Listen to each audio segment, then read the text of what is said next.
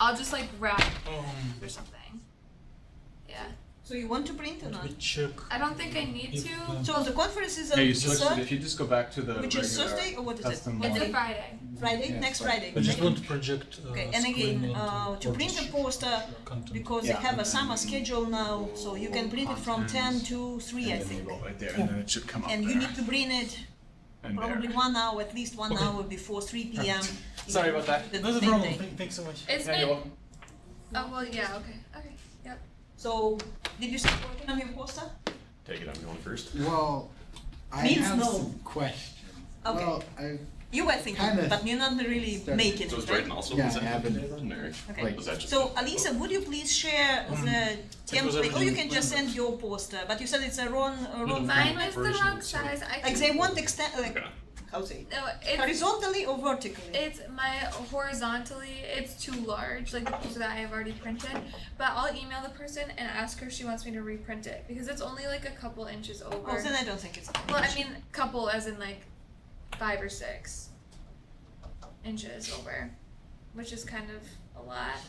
because they want it 40 by 36. Yeah, and I think mine's 46 by 36. Okay.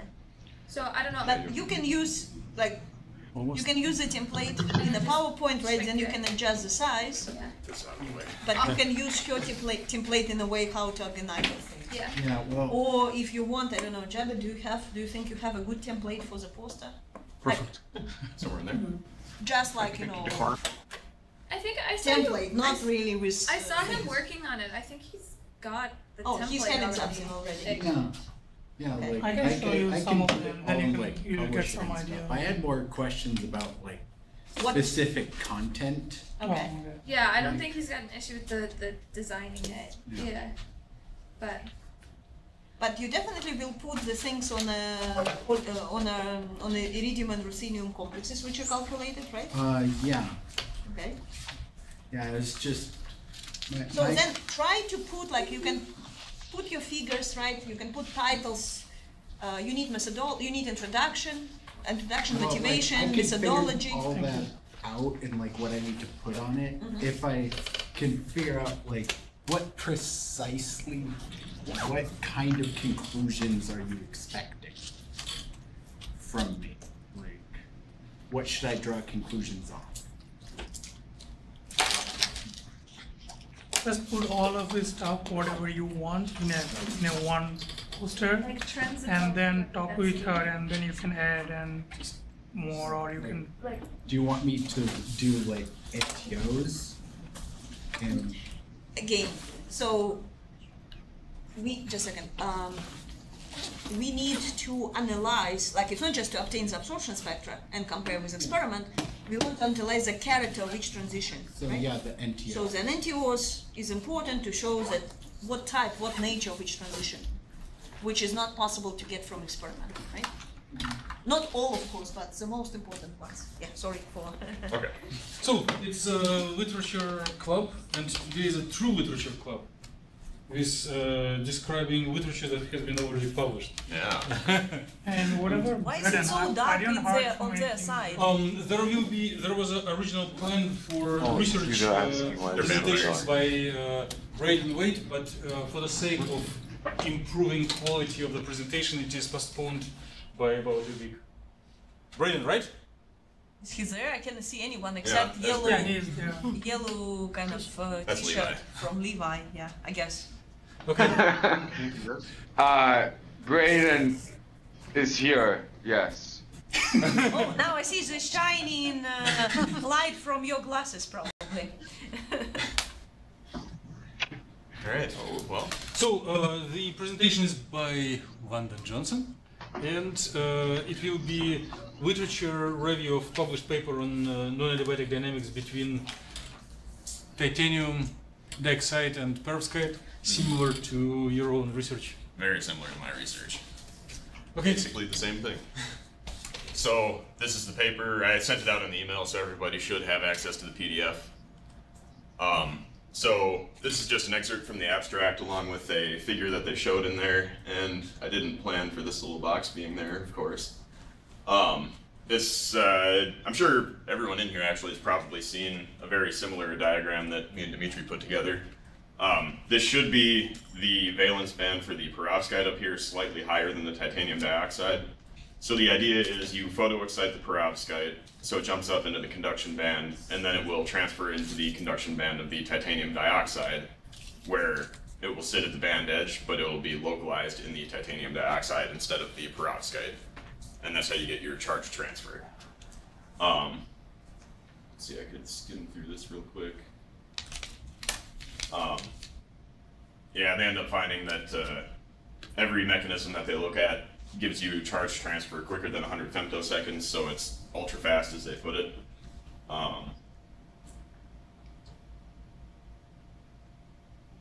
And that you can also, I guess, generate charge transfer from not from right next to the interface, but from deeper in like a bulk perovskite.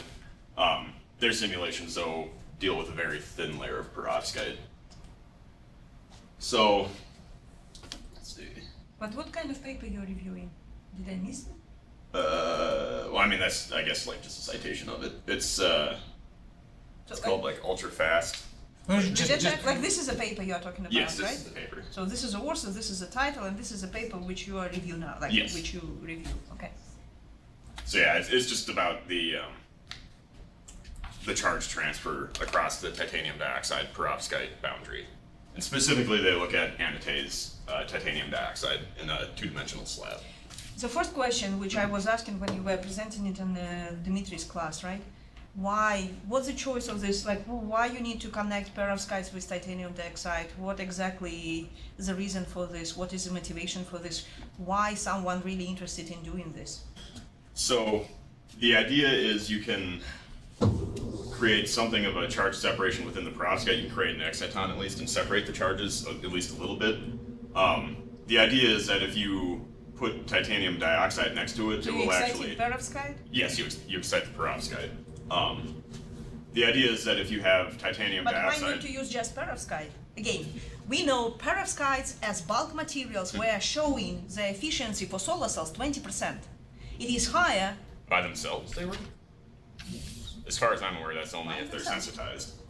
I haven't heard anything about strict, like just perovskite hitting 20%.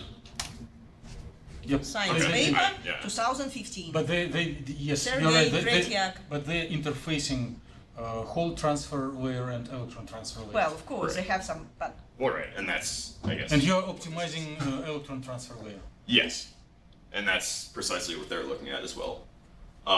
There's just a slightly different perovskite. But again, technique if I take some other structures which are used for the same applications, right? What exactly is the benefits of this? Why is it better?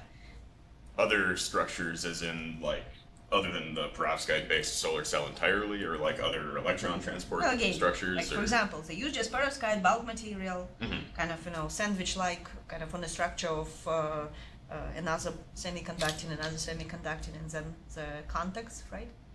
So why this kind of thing is better?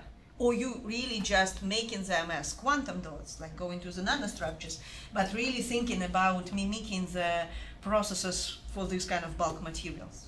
So what I'm doing is Not more you like, doing, what right, they're doing what, in this what they're paper. doing They in probably should slabs. address it, right? Yeah, so it's gonna be way up here. I just went in order of the paper with all this. So this is the actual models that they're looking at. So these extend in the like X and Y directions, and then there's a 20 angstrom gap vertically, at least in this picture. So they look on the fields. Yes, yeah, they're actually looking at two-dimensional sheets. There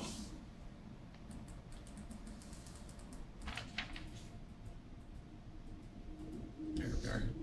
So the idea is that you can transfer the electron from the perovskite into the titanium dioxide, and then you have a contact on the other side of the titanium dioxide, and at that point What it's about much... hole? What about the hole? It stays on the perovskite and Yes. then directly connected to the contact, which will take out hole? You can do that, and this would still be more efficient than if you had just perovskite, but you can increase the efficiency further if you then put a whole transport material on the other side of the perovskite. They're not looking at that, they're explicitly looking at the electron transfer across the titanium dioxide perovskite interface, which is also what I'm looking at. And again, people use just these structures, like no ideas to change the titanium dioxide to something different? Why titanium dioxide? They're not necessarily trying to get like an improved efficiency out of what they're doing. They're more so trying to describe in detail what actually happens when the charge is transferred across the interface. So they mimic things that have been done experimentally a lot and see if they can recreate those numbers, which they do for the most part pretty successfully. The goal of this paper is to kind of just understand and describe in detail the electron transfer process across this particular interface. In the introduction, they start probably with some experimental papers. Yes. The review where people have this specific setup for the semiconductor, for having this titanium dioxide surface kind of layered between the perovskite and maybe some other semiconducting layer. Yeah, and one of the references that I was looking at, they kind of just put like a... And they showing very good efficiency. What's the reason to, like, there are millions different types how you can create the solar cells, right? Why, like, they should be in a paper, I'm 100% sure, although I didn't read the paper, I didn't have a chance to look on this paper which you're going to discuss today. But there should be some reason first to introduce the system and just explain why it's really interesting, important, or what exactly challenges are in this system, right? So, could you kind of overview from this point of view, before you go into the details, what exactly they are studying and so on, right? So just, if they start, my understanding, so they start with saying, oh, these materials were used for the solar cells a lot, and then what? They're showing extremely good efficiency, or they have different numbers for the efficiency depending on different groups who are working. it's actually what's the challenge there? both of those things. So they do, across the board, essentially show very good solar cell efficiency, and then on top of that, means what? Very high quantum yield, essentially. How high? 100%? No, not 100%. I guess that number I couldn't give you off the top of my head, but the solar cell efficiency ends up getting up to around 20% is what the top of the line is. Okay. Which is just shy of the traditional silicon, solar cells, which are much more expensive and much more difficult to produce. And? Okay, so this was done, so this material is already showing good efficiency. Nobody, I guess, really understands fully why that is. Why is it so good? Right. And so that's kind to address. So they're trying to what really specifically go is happening. with computations to not just to support experimental data and get the same whatever rates or something, right? So they really just try to see what is special about this interface, which allows what kind of process is really responsible for the charge transfer. And I guess one more thing that I should mention is that the electron transfer happens so fast that it's actually extremely difficult to determine what is actually happening experimentally. You need ridiculously expensive equipment, and not very many people have access to that, and that still doesn't yield totally detailed. So again, then their main focus, just focusing on this specific charge transfer, like really just looking on the charge transfer processes and simulate the charge transfer processes. Yes. So then, because there are many other processes can happen, there can be a Auger recombination, there can be just electron-hole recombination, there relaxation. What else? Probably bi-exciton formation. There are millions, maybe not millions, but there are many other processes which may happen, right? Yes. So, but they focus just on charge transfer, they neglect by anything else, or they look on charge transfer and some other processes which are also competing or maybe helping charge transfer, I don't know. They pretty much exclusively, okay, so they look at just charge transfer. They look at 3 mechanisms by which that can happen, though. Okay, so they're really focusing just on charge transfer and trying to figure out which mechanism provides, the most probably provides the charge transfer state. Yes. So, on continuation of this discussion, if you are so deep, what are the alternative materials that can serve as a electron transferring media? other than titanium dioxide or other versions of titanium dioxide? Yes, other than titanium dioxide. There were, what was it? Maybe zinc. I can't, yeah, zinc came up multiple times in what I've been looking up.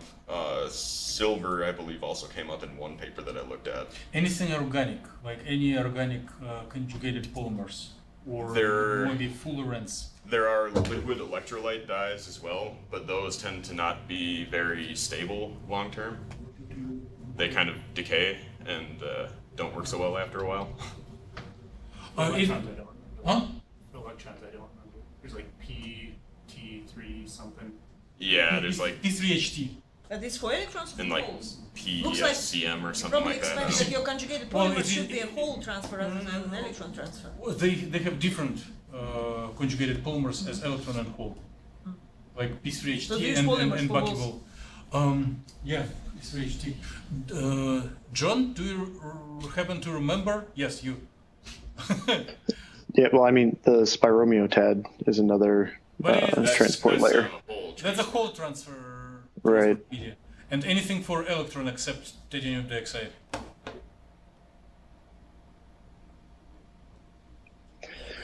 It's fine if you do not remember now, but it would be reasonable to remember later. Mm-hmm. Yeah, I don't. I want to say there were some chloride-based, but I'll have to go back and double check. Okay. If anyone remembers, please email to Landon because he will need to write introduction to his paper and to the poster. Okay. Sorry to interrupt. Please keep going. But again, for now, it looks like you can just say, well, you don't care about any other electron transfer or hole transfer materials, like these guys do, right? They say, we just want, like, this was shown to work good, and we really want to address the question, answer the question why.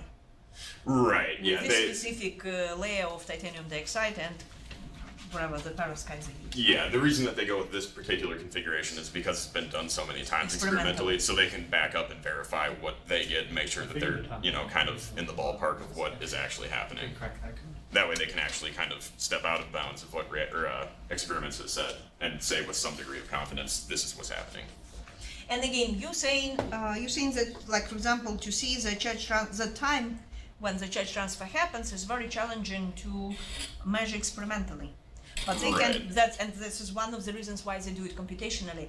However, on the other hand, how you can trust your methodology? Like, do they have some justification? Maybe you will talk about it later, but just kind of, again, it should be said in the introduction somewhere. What other observables they can compare to experiment as a proof that what they really see is kind of something which we can trust. It's not just some values which just appears and we don't know, can we really believe that this is true for this methodology, or maybe it's really just artifact of the approaches they use.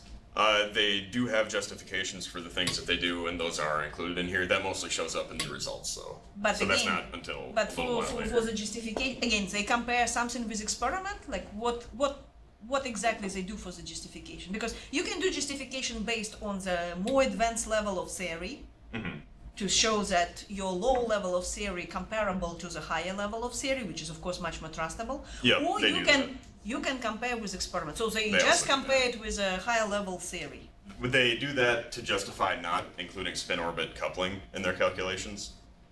But no really direct comparison of any observables to experimental data. They do that as well. For which observable? Then what are the observables? The normal modes of the titanium dioxide and perovskite, I guess, material in general. When they are connected. Yes. Do they compare rates of charge transfer? They do that as well. So it is probably their major observable to compare. Yeah, because all the experiments that they quote, they're anywhere from sub 100 femtosecond timescales to up to like sub 2 picosecond timescales. I mean, depending on the experiment, but everything is always less than 2 picoseconds for sure. So to some level, the goal of the paper is to predict rate of charge transfer and justify it versus experimental numbers.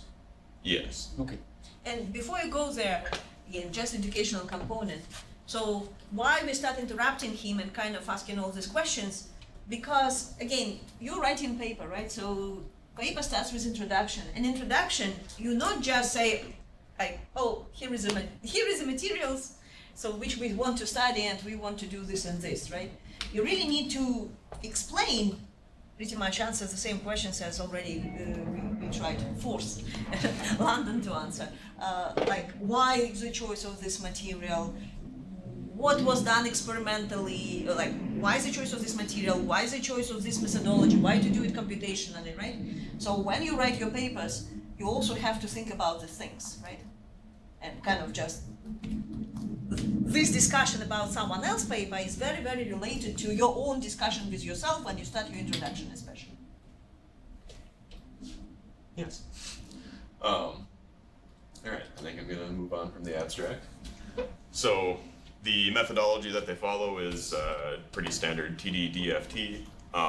So the... Again, before going to the details for methodology, so what's like you again, dealing with the question about observable. So you already said that they were, first what they do, they use a comparison of the normal modes frequencies with available normal modes known for the systems in That's one of the later things that they do, I guess. Doesn't matter, but this means it's just a ground state calculations, right? And technically normal modes can be calculated classically without even doing quantum mechanics calculations. But looks like they have to do these normal mode calculations and probably get the ground state geometry, the ground state electronic structure, right? Yes. And then they need to do the dynamics. Right. For the charge transfer. Yeah, I have so a slide technically that their exactly methodology is really kind of has to have both parts. Right, yeah.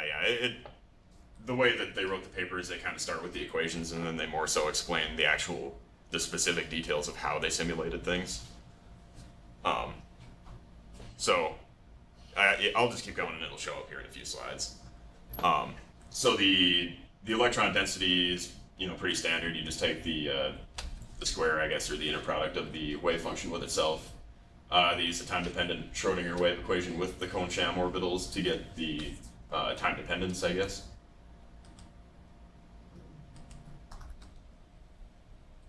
And then,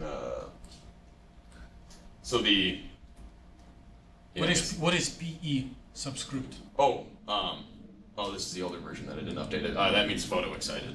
That'll show up in a slide or two here. I forgot to, or I missed this one, I guess, when I put this in here. What is it? Photo-excited. So, I guess as time goes on, in quantum mechanics, you end up getting these time-dependent expansion coefficients that they essentially act as weights for how likely you are to find the electron in whichever orbital you're looking at. So this kind of describes how that evolves in the way that... What is the difference between your phi and phi tilde? What tilde stands Where are for? they getting this phi tilde? That usually means the Fourier, not expansion, transform. But in this particular paper, they didn't actually say what this comes from, so I'm not entirely sure. But what is your vision? But you show an equation and you don't know what is this. For physicists, this is unforgiving. I don't like You need it to at all, immediately but... blame the authors if you cannot say what it is. Well, right, This is what he did, but again, as for chemists, we can forgive it, but not for physicists. Well, right. Transfer to chemistry. I mean, if I... Pretend that you're a chemist now. So, I'm honestly not totally sure what this is supposed to represent, because usually if you see the tilde above it... That's actually why I was starting my question on the previous slide, like, they do computations, right? And you already have this word there, Chem, or... You basically have 3 symbols of Greek letter phi, and they may mean different. On the previous slide, you have phi sub p. Yep, those are... For ground state? Yeah, those are Cone-Sham orbitals of like a particular energy state. What is Cone-Sham orbitals?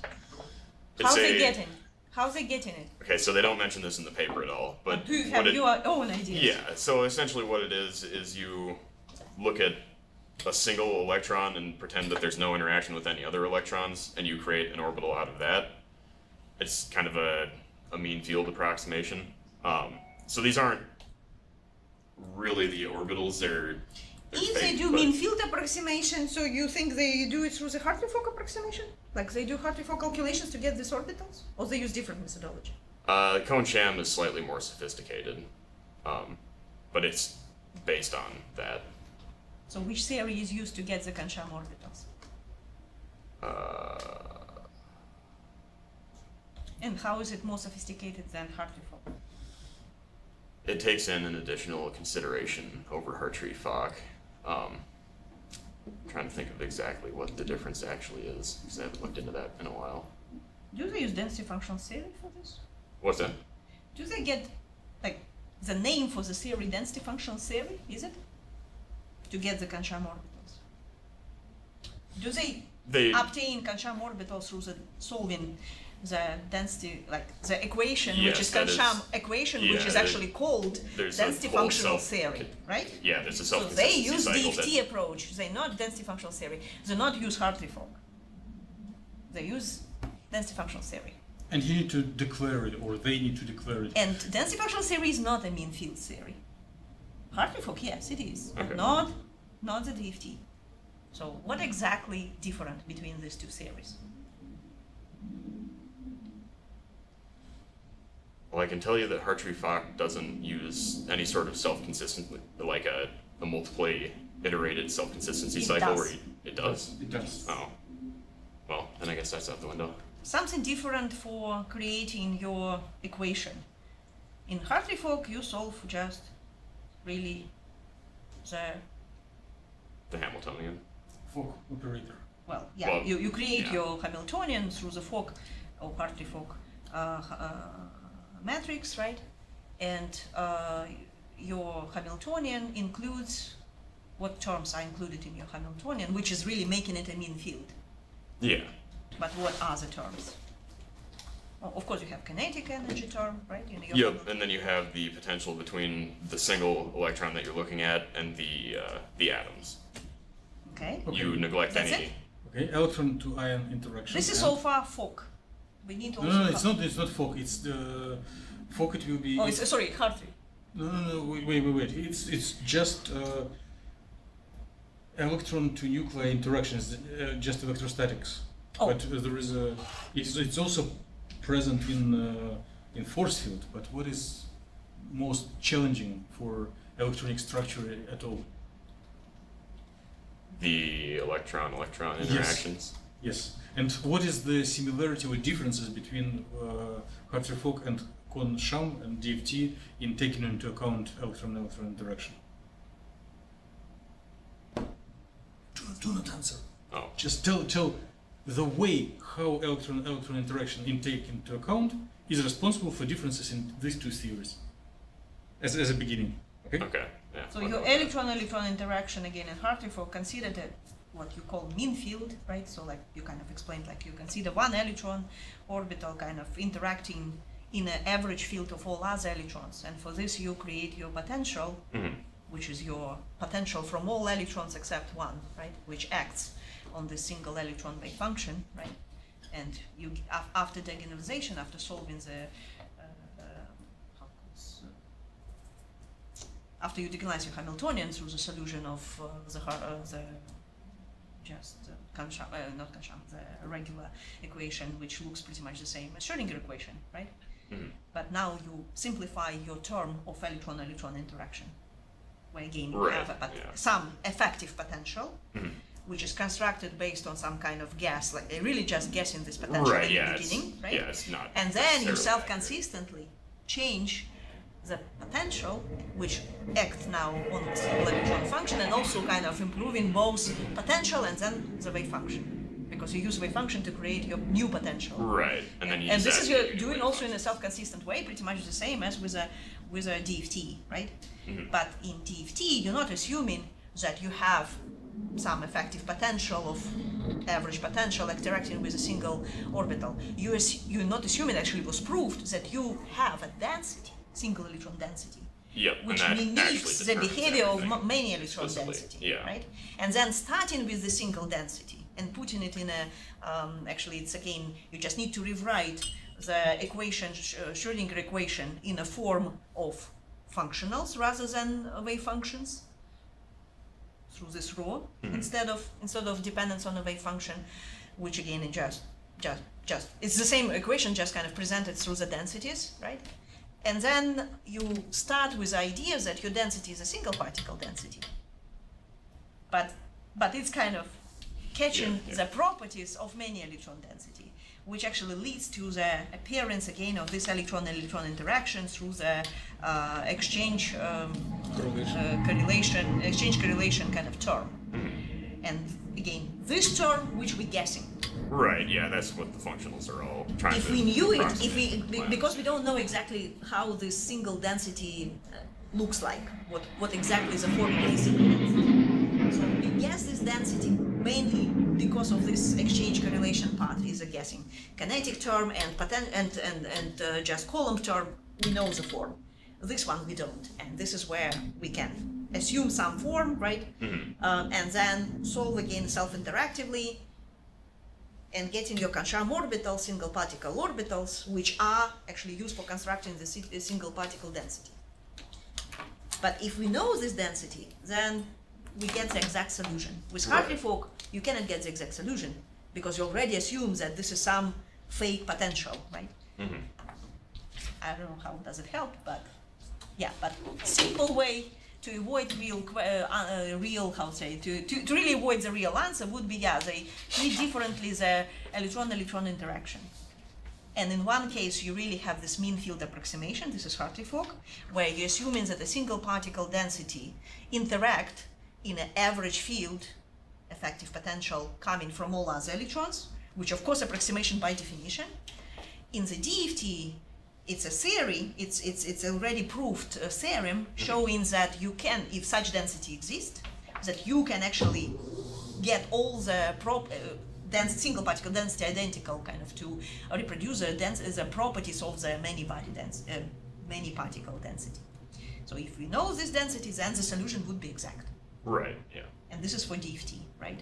And this kind of very big difference between these two theories. And DFT is not a mean field theory. Okay. Be careful. Okay, anyway, so technically these guys just use density functional theory, not Hartree-Fock. Right, yeah. And this phi p ground state densities, ground state wave functions actually just obtained from the density functional calculations. Yes.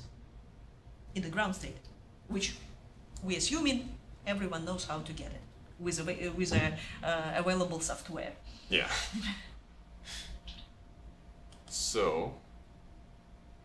And then this phi tilde would be the same Kancham orbitals, which you got from just ground state, right? The only difference is not really kind of optimized densities, but you run the dynamics, right? Nuclear changing the geometry, and R, big R, it's a it's your P00, P001 files. It's a coordinate of nuclei, right? Right. At each moment of time, fixed coordinate. Like, it's not really variable. It's kind of because you fix the position of nuclei, calculate your wave function with a DFT.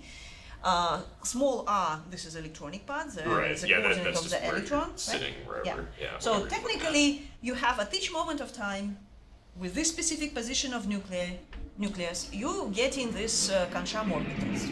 So it is a set of Kancham orbitals that is varying along the nuclear trajectory. Yeah. So tilde is orbitals along the trajectory. Okay. Yeah. That are not Fourier transform. Well, yeah, that's always my first K instinct when I see is that, just but summation. I mean that can't be because these aren't the right. K in this case doesn't mean momentum. K is just the index. It can be J, M, N, whatever, right? And your phi tilde is wavecar old, wavecar new that you do not save. You just use them once and then forget. But formally you can tell that it is different set of orbitals at each time step. So technically, you represent your what they call excited state, time-dependent, not excited state. Sorry, it's probably not. I mean, they still kind of assuming probably not really electron-hole interaction here for the excitation, but at each moment of time, so they are non-adiabatic wave function represented in a basis of regular adiabatic Kancham orbitals. Yes. Which is weighted with these coefficients. So technically, you don't know these coefficients, and your next step to know your phi p, you know your phi tilde from solving regular adiabatic solution for the adiabatic equation for the regular DFT kind of approach, right? So you need to know your CK, so this Right. weighting coefficients, right? To get this non-abatic wave function, which you call PE. Right. I mean, with the indexes PE. Yeah. And so I guess I plug this equation into this equation to figure out C, and that's how they end up. And now you solving get that. an equation for C only, which again is just differential equation. If you can solve it, well, technically you assume that it can be solvable. Then you find your C coefficients, right? Right. Yes. Again, because the differential equation, you need initial conditions. Mm-hmm. Because general solution usually is not really a very valuable solution. So you can solve this equation knowing your initial conditions. That's why, again, for us it's very important to know where you excite, what is your initial conditions, right? And then you can solve this equation. And then you know your C at each moment of time, right? You can plug it back to your first equation because you know your phi tilde, you know C after solving this equation. Yeah. You are done. And what are the terms in these brackets? Epsilon K, D, J, K? So this is the energy. This is a Energy of what? The Where you electronic getting? state. And look, they actually, in this case, they have the same K indexes. Your Right. phi tilde and this epsilon, are they connected? Yes, this is the energy of this state. Yeah. So actually, this is eigen value for this eigenfunction. Should it depend on time? Well, they get it at this specific moment of time. Yeah, and like they will change for different values of time, I guess. But And what Well, is actually- then D? yeah, that would change. This D, that is the coupling between states J and K. How you, well, looks like we don't know how to get it yet. Next Sure, slide. that's on the next slide. Right. So this is how you get that DJK. So rigorously speaking, this is what that is. What is this little triangle down? Just in That- case, explain us, please. You should know the name of this operator. I The have Napa forgotten. operator, What does it mean? It's a little bit different question. like a vector spatial derivative. essentially. Derivative of what over what? Over space. It's Settle. like dx by dt, dy by dt, dz by dt, No. isn't it? See, it's not. It was right thing to ask. Given their arm. Oh wait, yeah. Just d over dx, d over Yeah, d. this one would be a y, d time over derivative dz. with respect to position. So derivative of which function? Where does it apply to? It will apply to this guy right here. Which we know what is it. And We all answered this question before. What now? What is your phi tilde? That Sorry. is the state of well, it's this guy. This Which state is right your here. just Kansham orbital. Right. Obtained at Of- this specific yeah, moment some of time particular with this time. specific it position of nuclei. primarily it depends on position of electron, lowercase r, and additionally it is parametrically depending on uppercase r, on position of nuclei. Mhm. So on your next slide, your triangle down sub r is derivative of Kohn-Sham orbital function over which variable? What are these x, y, z? Like in derivative, what is nominator and what is in denominator? It's derivative of phi tilde over which? dr. Yes. Yeah, so it'd be like And dx well, dy. It's a big R. Big R is Yeah. what? Just Oh, your ionic position. yes. So it is change of nuclear or change of Kohn-Sham orbital in respect to variation of position of ions. Right? Yeah. So it is response of wave function to change of ionic positions. Yes. Right? So it is abbreviated here by this triangle down. Good. I should have a more complicated question, and maybe not only to London, but to anyone. So, in a previous slide, we were like, he's having this equation. Well, go further. In this equation, right? So he's having this nabla operator, which would be just derivative with respect to the coordinate x, y, and z for the nuclear position, right? Times dr over dt. Again, big R means only nuclear, the velocity of nuclear. Equals, and then there is something different on the right side. just time-dependent derivative with respect to the Chem orbital, right? On the applying to the right side and then overlapping with the left with the same Chem orbital with the different indexes for the different state. Can you really prove that what you have on the right equals to what you have on the left, thinking that your phi tilde has, it's kind of depends on two variables, small r and big R, right? And time, of course. Each of them depends on time. So right here and right now, probably not. But I do know that the way that total derivatives end up working out, you really take a derivative from phi, which depends on a small r, and big R. Each of them also depends on t. Sorry, say that again. Well, you just take derivative from the function phi, which depends on, phi depends on small r, which also depends on t, and big R, which also depends on t. How do you go? Chain rule? So taking, chain rule applying. Who was taking the calculus very recently? Alisa! Yeah? Can you? And what? Take this derivative for the function which depends on two variables. I mean, I can, but I've always... She can, she was doing it in front of the class. I can, I just, would rather not. Can you quickly do it? Maybe. Let's try.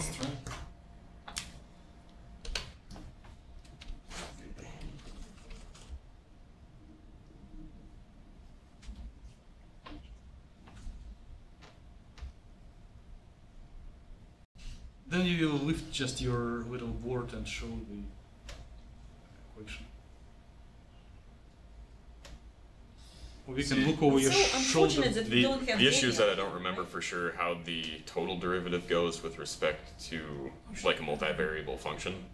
Chain rule or what you apply in this case? Chain rule? Do we call it chain rule? Well, I guess I'm just kind of shooting blindly, I guess, but I think that it comes out of, I would think anyway, that it would come out of taking the total derivative of the orbital with respect to time.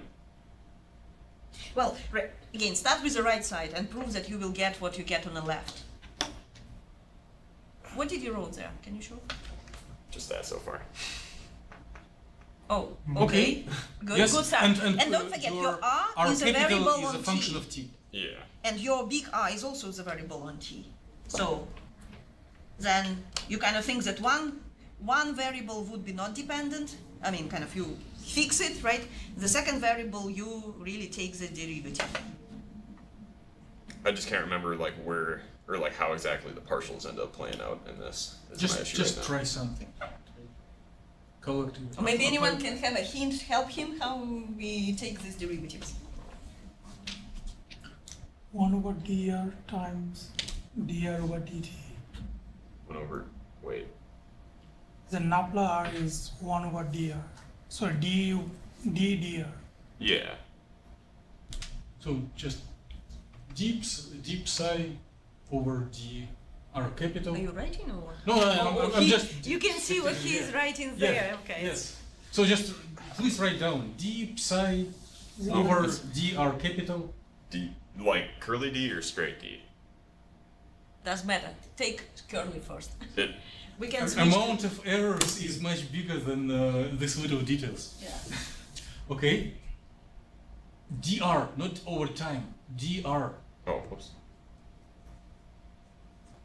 And multiply times dr capital over dt. So you can symbolically cross out dr in the first derivative and second, right? Just cross it here and there. Can we have a touch and now show it to all of us. Because I cannot see what he's writing there. Ah. Wow. Well, I guess. Once more, I didn't see anything. No, it's not too this small. one. Just show it to us. Okay. Okay.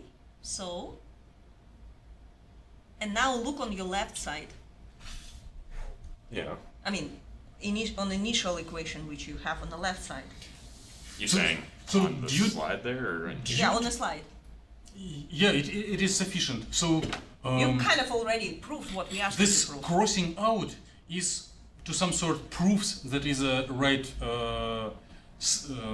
expression. Because if you cross out this dr on left and on first and second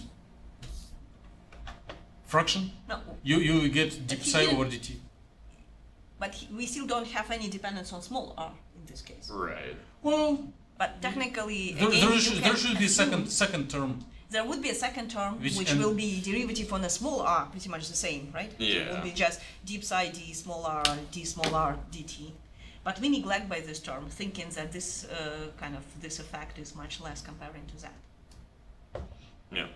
Okay. And But how does everyone can see it now. So this nabla operator is nothing else than just derivative with respect to the big R, right? And then we have this dr dt term as the same, right? And we not really change anything on a side with minus IH and then this, how we call it, bracket, bra cat, whatever it is, brow cat, I never remember which one it is. Like for phi j cat, right? So it's kind of staying unchanged either for left or for the right side. So we just kind of reopen this derivative d over dt from psi k as derivative d psi dr times dr dt. And there should be another term for small r, which again we just neglect, thinking that it's a very small contribution comparing to the nuclear motion. So what Landon did show on the on his little board was that derivative over time is equal to derivative over be zero, position though, right? Because times derivative over This is time. just particularly where you're looking, so this should actually go to 0, which would bring that down to 0 too. So that should actually theoretically be 0. Yeah. And just as a confirmation of your qualification as a physicist, derivative of position over time, how would you call it? Derivative of position and speed. Yes. Speed of what? It's a big R. Oh, of your actual like molecules, I guess, like your atoms. Atoms, yeah. not electrons, right? It's not the Right. speed of electron, it's the speed of nuclei. Yes. So the whole thing here is really telling you that you take derivative with respect to the Kansham orbital, which depends on the position of electrons and position of nuclei, right? And this derivative is pretty much the same as if you just take this product between velocity of nuclei, means how quickly they change with time, right? So how quickly they move with time, and the derivative with respect to the nuclear coordinate on an electronic wave function, means kind of response, how quickly the wave function, electronic wave function, responds on a change in a nuclear position. Like your nabla operator is really showing you how quickly electronic wave function will be doing something if nuclei already moved, if nuclei already have this velocity. How large this coupling will be if all nuclei have zero velocity? It will be 0. Yes. So no motion, no coupling. Right. Or you can assume that they move very, very slow. So Yeah. not exactly 0, but if you really have very heavy nuclei, then you can kind of again assume that there is almost no effect on the electronic degrees of freedom from nuclear, because this term goes to 0 and everything goes to 0 then, right? But if nuclear degrees of freedom are quantized, even at ground state, there is some non-zero motion. As we know. At 0 Kelvin, velocity of nucleus equals to 0 or not? Not expectation value of velocity, but the velocity squared, momentum squared. No. Again, it's a solution of, from quantum mechanics, harmonic potential, right? Particle in a harmonic potential. So ground state of oscillator has energy 1/2 of h bar omega above 0, right? Yes. Because of there are zero point vibrations. Right. Okay. So, in order to be able to calculate this whole deal on a computer, they essentially take this derivative and discretize it like this. And now, again, can you give some ideas, just mathematically, why the derivative with time can be considered as this difference? And why it's an approximated sign here? So if you have like a, let's say like a one-dimensional function, the derivative would give you the slope of that function, which is like how much your y value is changing with respect to your x value. Okay. So this is kind of the difference between your y value. Do you know the name of this approximation? Like how you go from derivative to this difference? It has a special name. It calls Newton's difference. Oh, I think I've heard that before. I guess just. And of course, you can actually go to much more complicated formula for approximate your derivative. Something else, kind of including higher order terms. Now the question is why we need this approximation. Because computers are not capable of handling continuity. Yeah, so you need kind of discretize, because we do with computers like this in a discrete space. Right, yeah, they store it. That's the only reason why you kind of using this formula. Yeah. If it would be easy to take this partial kind of derivatives in a continuous space, right, then we don't need, like, we are done. Right. And this is really just for computational, for programming. Exactly, yeah. Like if you really want to write a program how to take these derivatives, then you go this way. Exactly, yeah, because computers have to store everything in discrete bits, so you have to have discrete things to calculate with. And again, this is not the very accurate way to get the derivatives. There are much more accurate way to do it. Accurate means a given time, but this is the simplest and the easiest way to get these derivatives. Correct. In a discrete space. That's right. Good. Okay, we finally really know what is nonadiabatic couplings and how they calculated, not only in this paper, but in the things which you are doing with our approaches to nonadiabatic dynamics. So, okay, so they're going to talk about localization, I guess. So the way that they figure out, you know, how much of the electron is on the perovskite or the titanium dioxide is they take an integral. Well, okay, so theoretically they you take an define integral. Electron transfer reaction coordinate, right? Do they speak this language? I don't think. What does it mean, integral, and then like what actually these notations under the integration mean? Right here. Yeah. This is methyl ammonium lead iodide, which I think I actually had to think about earlier somewhere. Yeah, so they write it in this paper like this. I've seen it probably more. But when they say like integral and then this thing, what exactly this mean? So, what that would mean, somewhere. How do they really do this integral? So, essentially what that means is that here's your perovskite up here, here's your titanium dioxide. They take the integral of your electron density, but only in this region of space. You don't take the integral Only in this in region. the coordinates corresponding to the position of perovskite. Right. And then they probably can do the same for titanium dioxide, integrate Exactly. over the coordinates, but only for the positions of the titanium dioxide. Right. And because in this case the system is really having this layer geometry, so it's very easy to separate one from the other just along the z-axis actually. Correct. Yeah. So right here. So they take the integral over the, the perovskite or the titanium dioxide. I think they just do this and then take 1 minus it for the titanium dioxide. So you want to integrate your electron density to figure out, how much of the electron is on the perovskite. And so this is just equal to the... and then they just kind of apply the previous formulas which were written for this density as a square of the nonadiabatic wave function, which was constructed as a weight coefficient times Chem adiabatic orbitals. And this is how you get to the last line in this equation. Yeah, so you have your wave function times its complex conjugate, so you get both of those terms shown. And because it's squares, that's why it's a conjugate product. Right, and then you get those guys. So, so if you take this and take the time derivative of it, then you end up getting these two terms, and this I don't understand particularly well. Why do you decide that they take time derivative with respect to time? Looks like they integrated, no? I see. They're taking the derivative of that integral. Okay. So first they find this integral, and then they take a derivative. Yes, but with a different variable.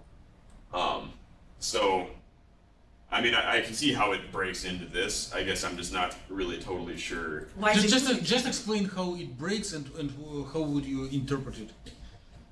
So, this would be the chain rule, essentially. Okay. So you take the time derivative with respect to this time-dependent part. So which will be occupation number. Yes. Okay. Actually, these weight coefficients have a meaning also of occupation number of state K at Expansion moment t. coefficient squared is occupation number. Right. Of the state K at whatever moment of time. Right. Okay. So you take the time derivative of this part, leave this part intact, and then you add that to leaving this part intact and taking the time derivative of this part. Okay. And so that's what you have right here. You got the time derivative with respect to your expansion coefficients, and that gives you your non-adiabatic electron transfer. And then the other term gives you your adiabatic electron transfer. One contribution originates from changing the occupations of orbitals. Yes. And another coming from changing of the spatial shape of orbitals.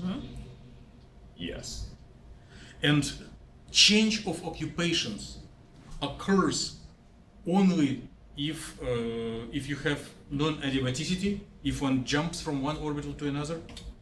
And change of the shape of orbitals can happen anyway, even in ground state, as in the MDPL method programmed and designed by John and recently practiced by, yes, molecular dynamics photoluminescence. Practiced by everyone else. So that's actually a nice segue into this next thing. At least I think this is what it's going to be. So I was really confused about this right away. And we were actually, you guys just explained like why this should be the way that now it is. you're not confused anymore. No, not anymore. And I was actually good before we got here. But so originally I kind of read this as like, well, okay, that you have adiabatic changes induced by the nuclear motion, which seems wrong to me, and then your non-adiabatic changes don't have anything to do with nuclear motion. So that just seemed kind of backwards to me. But if you go back again to Exactly, the previous right, slide. yeah, and that's exactly what this is saying right here. Everyone, no questions on this? Was good? So let's see. So they also kind of say that, if you've got a strong coupling, that your photoexcitation can directly promote it from a donor to an acceptor state, which would correspond to a direct electron transfer. But I guess my issue with this is that if and you what have... is the donor and what is the acceptor in this case?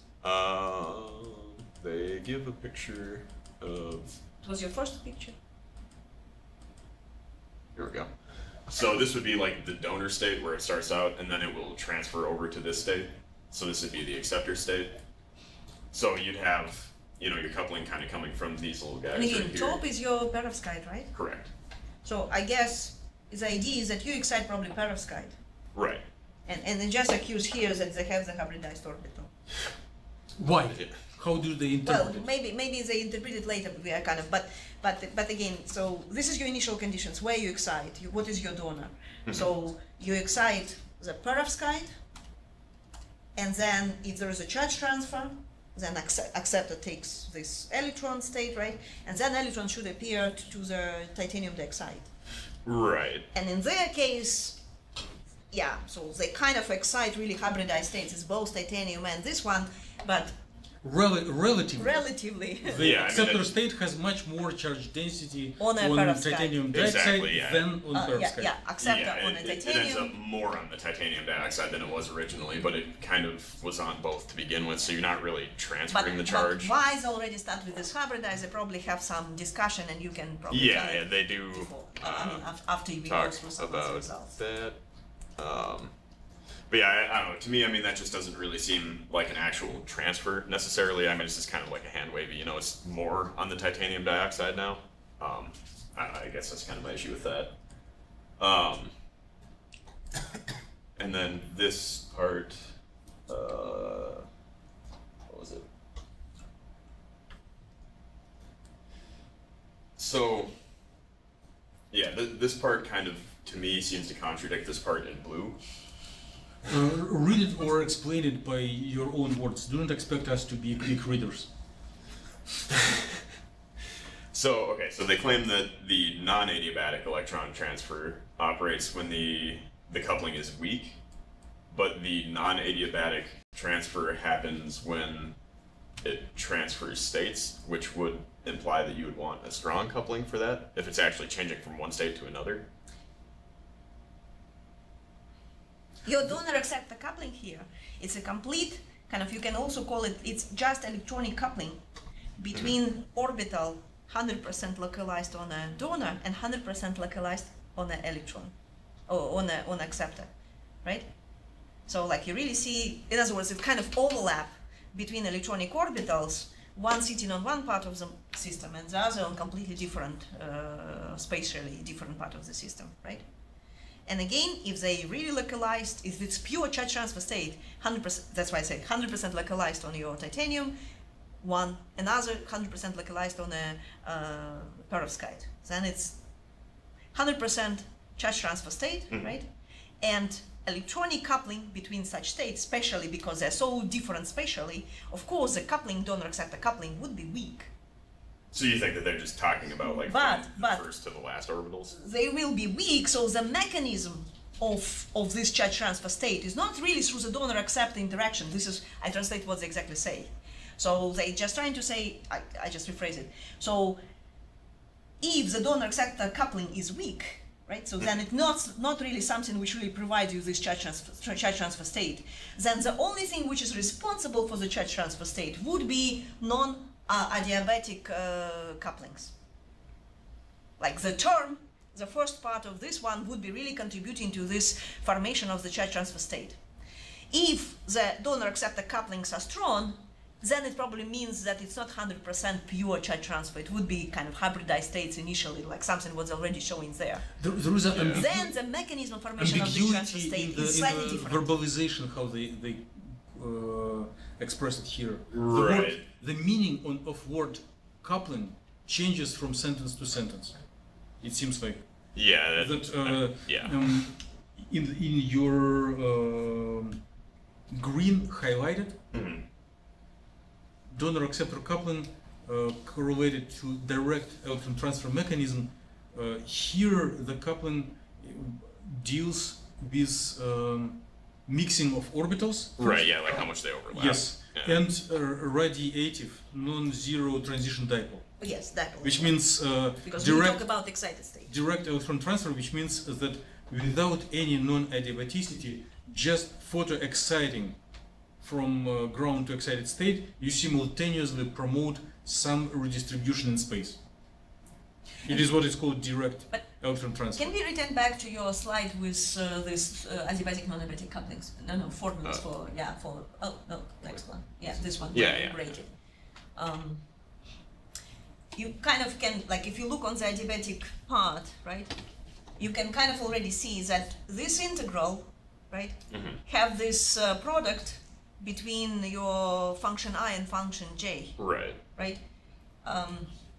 And you can suppose that if your function j is and you integrate over the coordinates which belongs to the space corresponding you just integrate over space. To the acceptor or donor, doesn't matter, like only one part of this. So if you're assuming that your psi j is on the other side of the molecule, right? So you can imagine that this term becomes negligible. This integration will go to zero or something like this, like very small. If you have really, like if you already have hybridized orbitals, which again, kind of this overlap between your I and j, between your donor and acceptor states. So then, of course, this integral should have some large meaning. The value would be definitely much larger than zero if they have this overlap right away. Yeah. Right? Yeah. So that's kind of, again, looking at this formula, it also belongs to the, like how they put these formulas into the words. Like if they have this adiabatic term large, then they should have large overlap between psi I and psi j, and if it's a charge transfer state, you expect that I would be sitting on one side, on the donor, j would be on acceptor, or backward. And this overlap, of course, if they completely sit one there, one there, the overlap would be small. But if they have some hybridization portion, right, some kind of a little bit there, spread over the both. Then of course the more they spread, the more electronically they coupled, which again, electronic coupling is similar to the hybridization idea, right? So the more they're hybridized, the more they're kind of electronically coupled, donor accepted. So the larger this integral would be, just looking at this formula. And yeah, and because you integrate over the space, you kind of expect that there should be some you should have some dipole moment there, which also will contribute for transition dipole because you have different states here. Right. So I guess that makes a little bit more sense now. So more methods. This is how they end up figuring out the phonon modes. And again, I'm not totally sure what they're trying to get at because they say that these brackets are canonical averaging. It's favorite subject of Levi. You may ask him to give comments. I'm not sure what this subscript T is supposed to be then at that point. They never specify. And temperature, then this temperature. Okay, yeah, that's kind of what I figured. But so it's a canonical, whatever is it, ensemble. So the average over the... It's not ensemble averaging, it's canonical averaging. At temperature. Canonical ensemble? It's the same as canonical ensemble. It's the same statistical word. mechanics? I guess that's not Microcanonical, what I canonical, and interpreted grand canonical canonical. averaging Huh? as. That's not what I interpreted canonical averaging as. So how do you interpret it? You have like all your different values that you got, you sum those up, and then you divide it by the total number of values. That you So just integration over time with different values of t? No. Or it's or canonical ensemble. They average over Okay. ensemble, right? That makes more sense, yeah. And again, you get this contribution of ensembles because you're not looking on a zero temperature. You're looking on a whatever temperature, room temperature, 1000 Kelvin, I don't know what, like you can consider it at any temperature, fine temperature, higher than zero temperature, right? So that's why you kind of construct your canonical ensemble based on this temperature. And average over this ensemble, how many structures you consider this ensemble. Okay. So then is this just multiplication happening in here? Or like what's actually happening inside of the averaging? For each, for time... That doesn't make sense to me, but I don't know what else that's supposed to be then. Well, E0, this is your initial conditions at moment 0. Right, yeah, that's your initial energy. This is your energy at whatever and this time. is at any moment of time, right? What do you so do with them you before kind you of average it? multiply your E0 on a E of any moment of time, right? Averaging over ensemble at this specific temperature. So if you have several ensembles, and each ensemble experiences trajectory from 0 to t, you would add together this product for each member of ensemble. So this is multiplication. It's a multiplication, multiplication, then you but have then a you add product together of and many divide by of them. number of... Right, yeah, no. For each ensemble, for each terms of the in ensemble, then like your average means you have like these brackets means that you sum over each of these guys. Levi during is the drawing ensemble. something. Levi, please draw it with bigger, We cannot see it, bigger size. unfortunately. Use the whole amplitude from the top to the bottom of the board. Or he's gonna zoom in. Or Oh, this also might work if you put Excellent. it higher. Excellent. Good. Maybe too much. You can now reduce it. Good. Too much. Perfect. Stop. So, from what I've heard from Oleg's group and what I've read through his papers, because his papers are kind of vague, you have autocorrelation functions of all your arrays, right? So, I mean, all your ensembles. So, like, this could be time 0 through n. And this one is time 1 through n plus 1, where n is your number of time steps in your non-adiabatic trajectory, right? So unless this is different than most of his, you have long ground state dynamics, and you chop that up into different sections, and then you do your electronic dynamics on top of that, and all you do is you compute these things, and then you you divide by the number after adding them. Yeah. So then, they if you normalize do that, it you'll get like this. That's They do normalize it. That's the next thing. If that's what you're there's two. There's the autocorrelation and then normalized autocorrelation. Oh, okay. Okay, so this is still before normalization. So Levi, This is not normalized, yes. Okay. Yeah. when I did this, I had a confusion here. Why they multiplied with E naught at the time t? Yeah, that's kind of what I'm wondering. It's initial. Because it's just a that is constant. it's their way of saying to do the autocorrelation function. So you have your energy. So But E naught is a constant, right? If we multiply by a constant, No. ultimately, finally, it did not. It's constant. I guess it's different temperatures. It's constant so at it would specific be. for a At that specific specific ensemble, right? For ensemble. another, you take another representative of ensemble, it has a different E naught, and another would be a different E naught, right? So it's not really constant. It Yeah, I also actually depends on. calculated through this. You way. can think if you take a trajectory and the first 300, then it would depend on temperature, or on temperature on time, or you can think that your first 300 is your ensemble. So it depends on the number of if your this ensemble. is your I mean, 1, 2, 3. if this is your E naught, right? How do you do an autocorrelation function? You take the initial time, you multiply them all together, and you add them. Then you shift the function by 1. You do the same until you have the last number Available. multiplied by the first. Right? Right. Mm-hmm, yeah. Yeah? Yes. So if we do this, it is very logical to assume that the first value in your autocorrelation function is the largest. So if you do E0 Yeah. times E0, that's this value. Then you say E1 times E0, and that's the next one. And you, and you it and you just decays over follow, time. Levi, this is you follow the red curve first, right? Like Yeah. your first two steps Right. along the red curve. Then you have to do the Yes. same for the blue curve. And Yes. as many, and each of these colored curves, it's your contribution of different ensembles. Yes. So you have to do the autocorrelation function for the energy for each time, which is why they do E naught times E of t. So they leave one function static and they just move the other function. Does that make sense? Yep. Okay. Thanks, Levi. Yeah.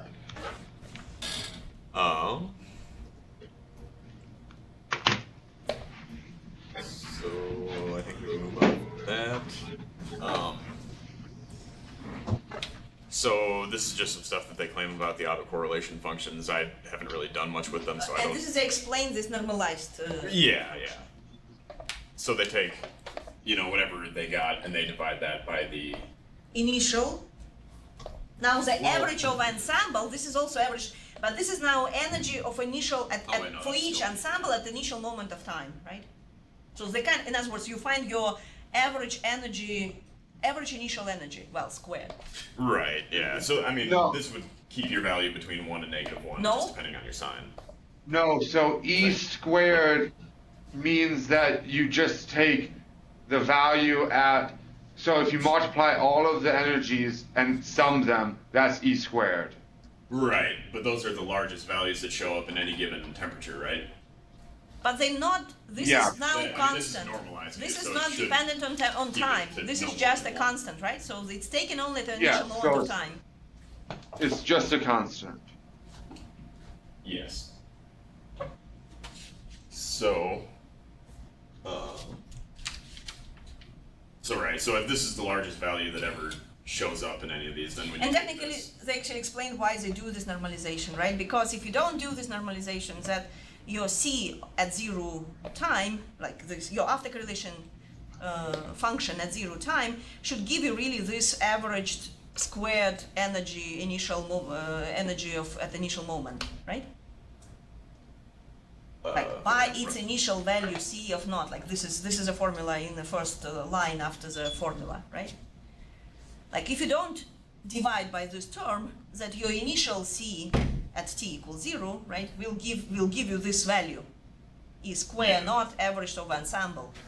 Now, if you normalize it, that your initial will be equals to 1, and this is the largest possible value to be reached in the after correlation function. Right, yeah, so it's just kind of a way of comparing it to itself, which is what you're doing with the autocorrelation function anyway, so kind of makes sense to go that way with it.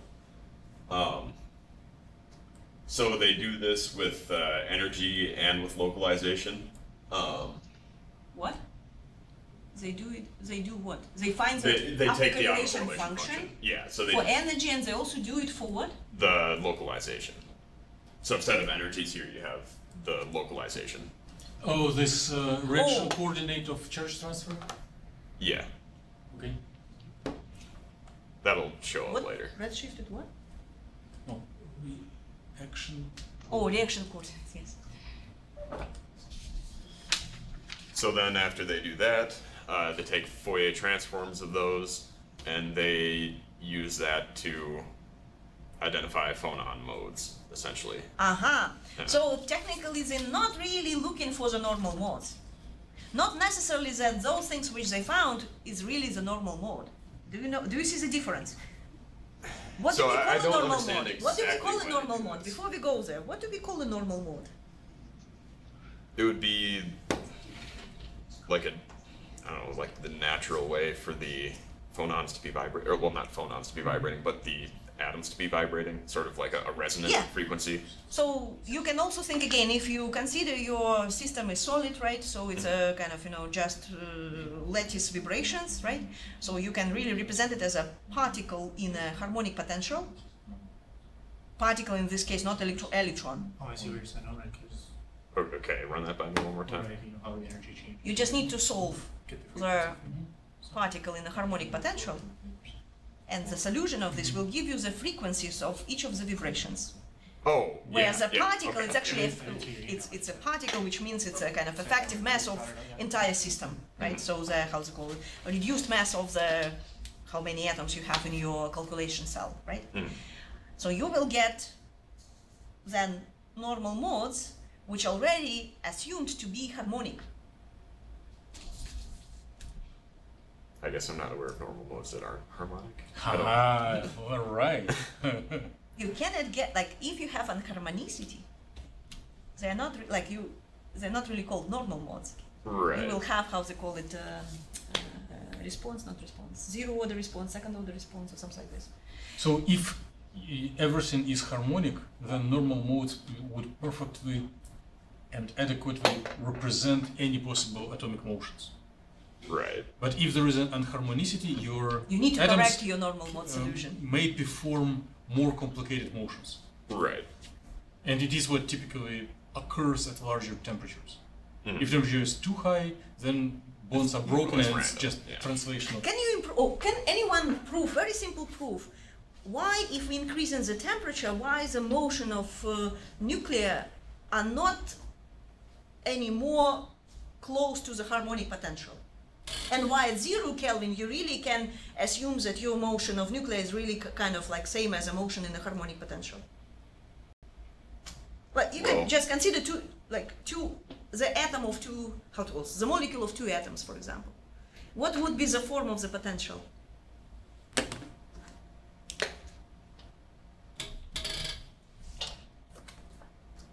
Really? So what is your x and y axis in this case? So what happens with the potential? Well, when one atom starts going farther, like look, this is a vibrational motion.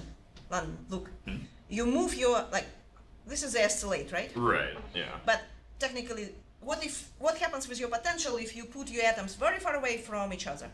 Oh, wait a minute, hold on. And what if you put them really kind of one to each other? Huh? I can see actually anything. Yeah, it's kind of Use black. Use Do black. we have a better marker? Yeah, there are blue and black as well. Got a double marker. Anyone remembers the name of such potential? For the supersonic molecule? Start with L. Depends. Well, Morse potential. Morse potential, Yes, yeah. there is a Landon Johnson, I guess, also it's another alternative for pretty much the same thing. Landon Johnson features. Wait, it'd be a Leonard Jones potential? What would be your potential when atoms come close to each other? Are they allowed to be close to each other?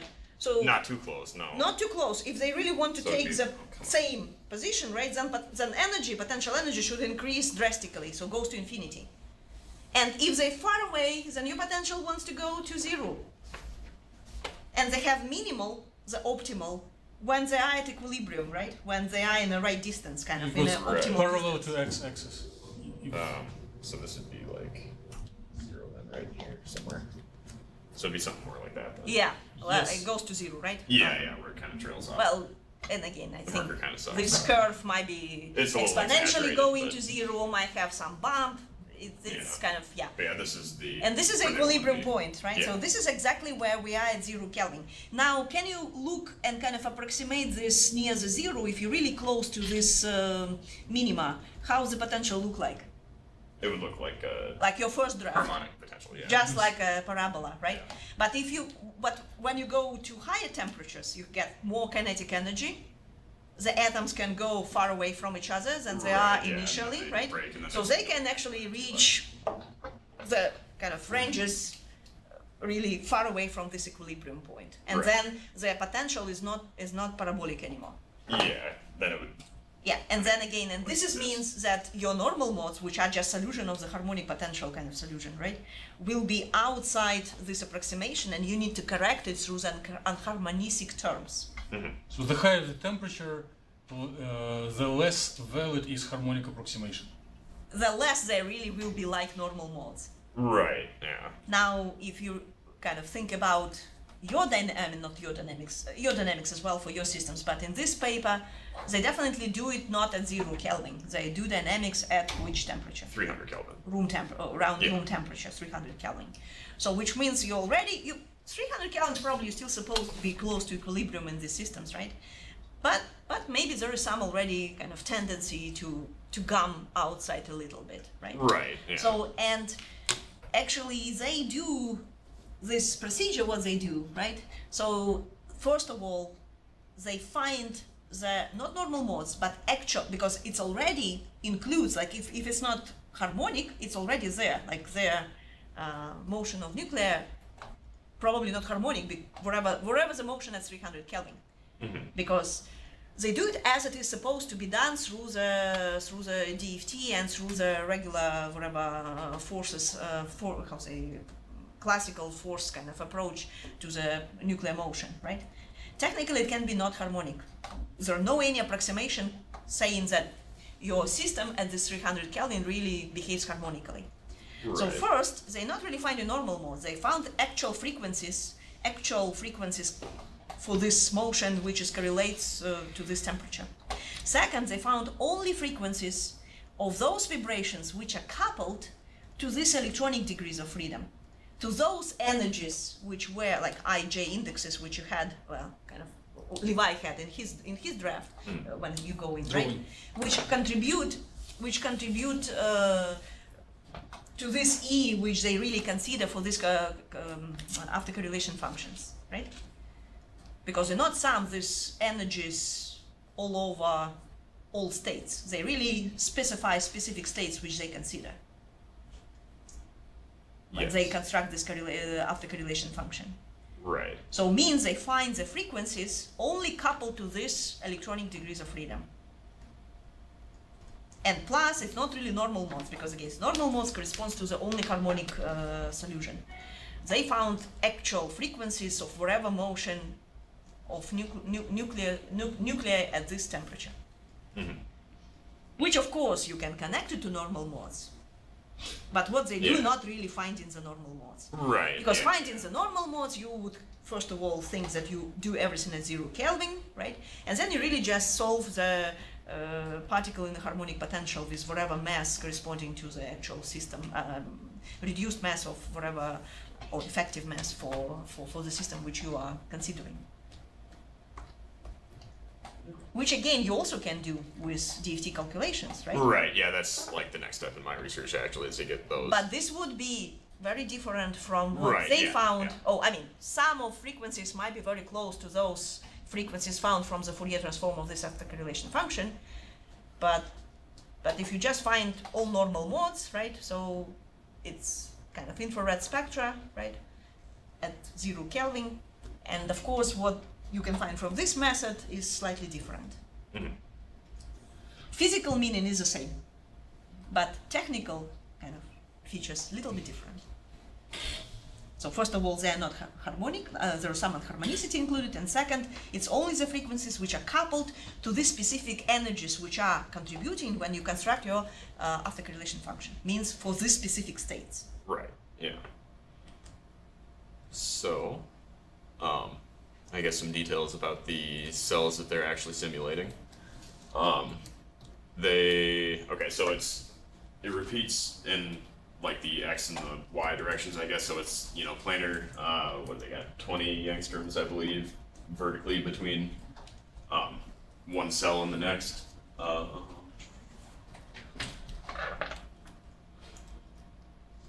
Anything else that's important, really? Yeah, I think that's most of the important stuff. Unless anybody wants to talk about anything. No, just briefly summarize, like, Okay. do they have more than one K point? They didn't mention K points.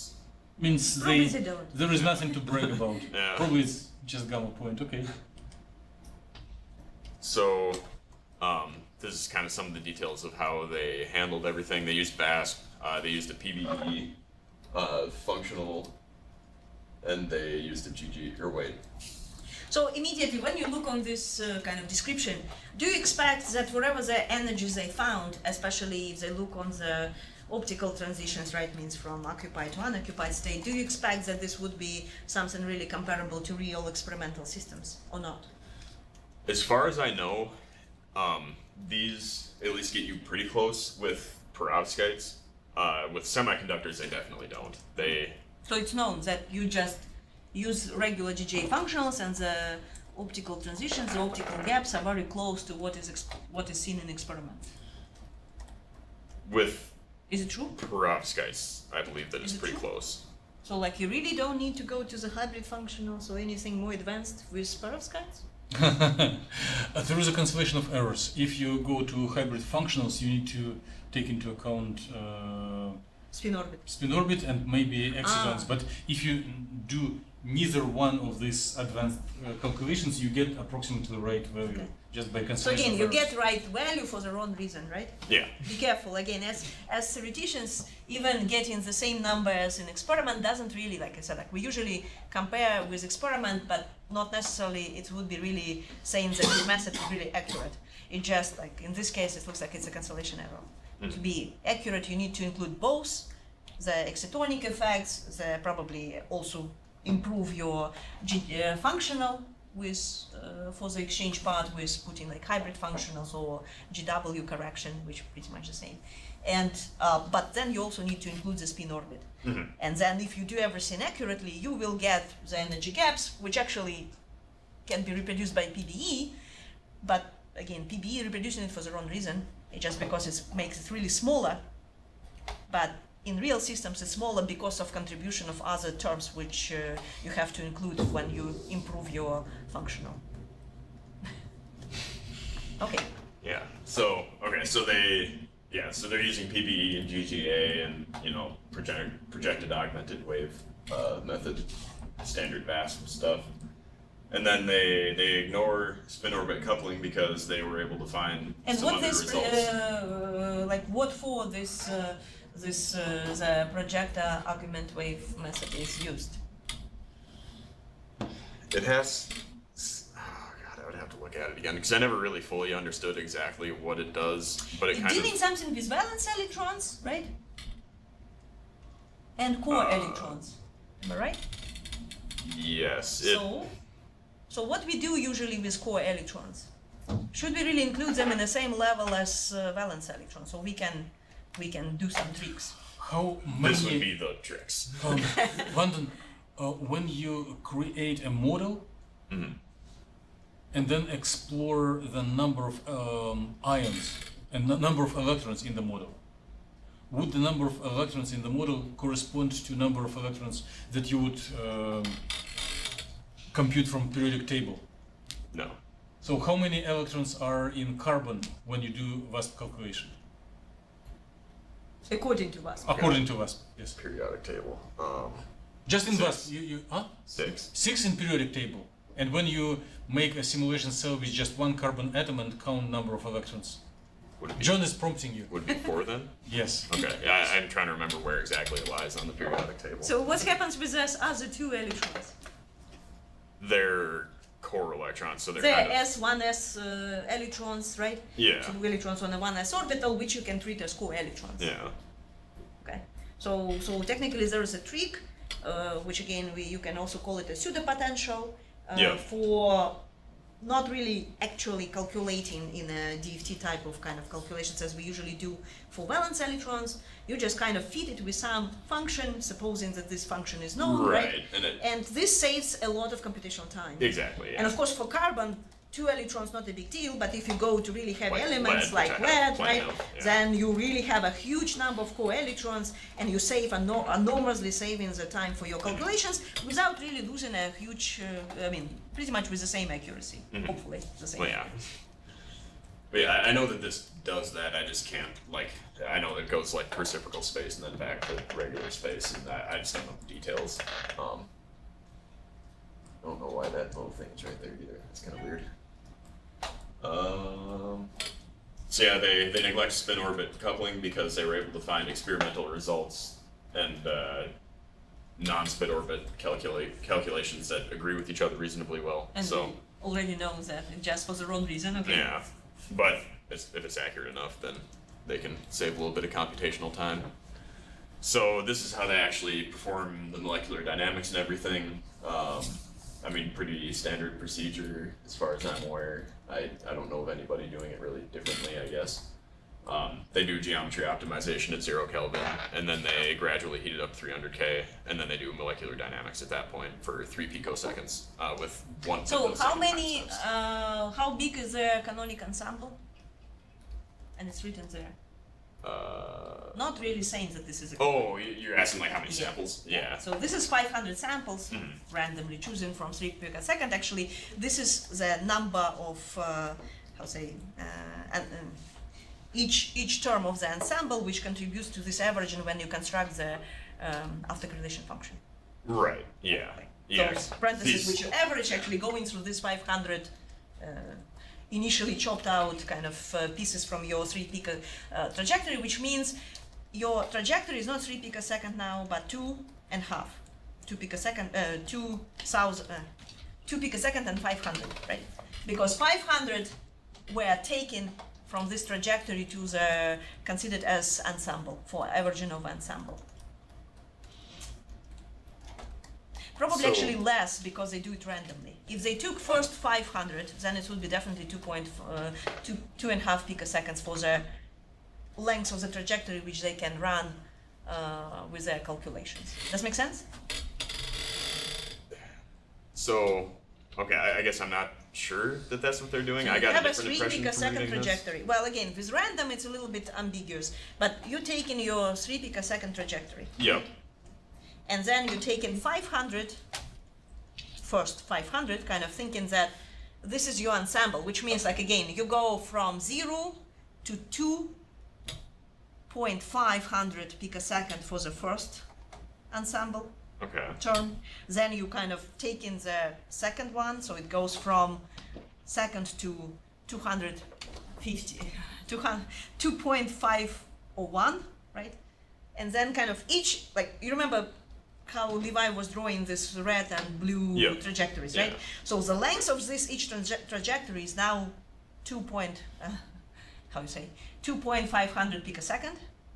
So I think 2.5. that they actually, I think what they do is they just take 500 random things and then they do kind of a separate MD on those.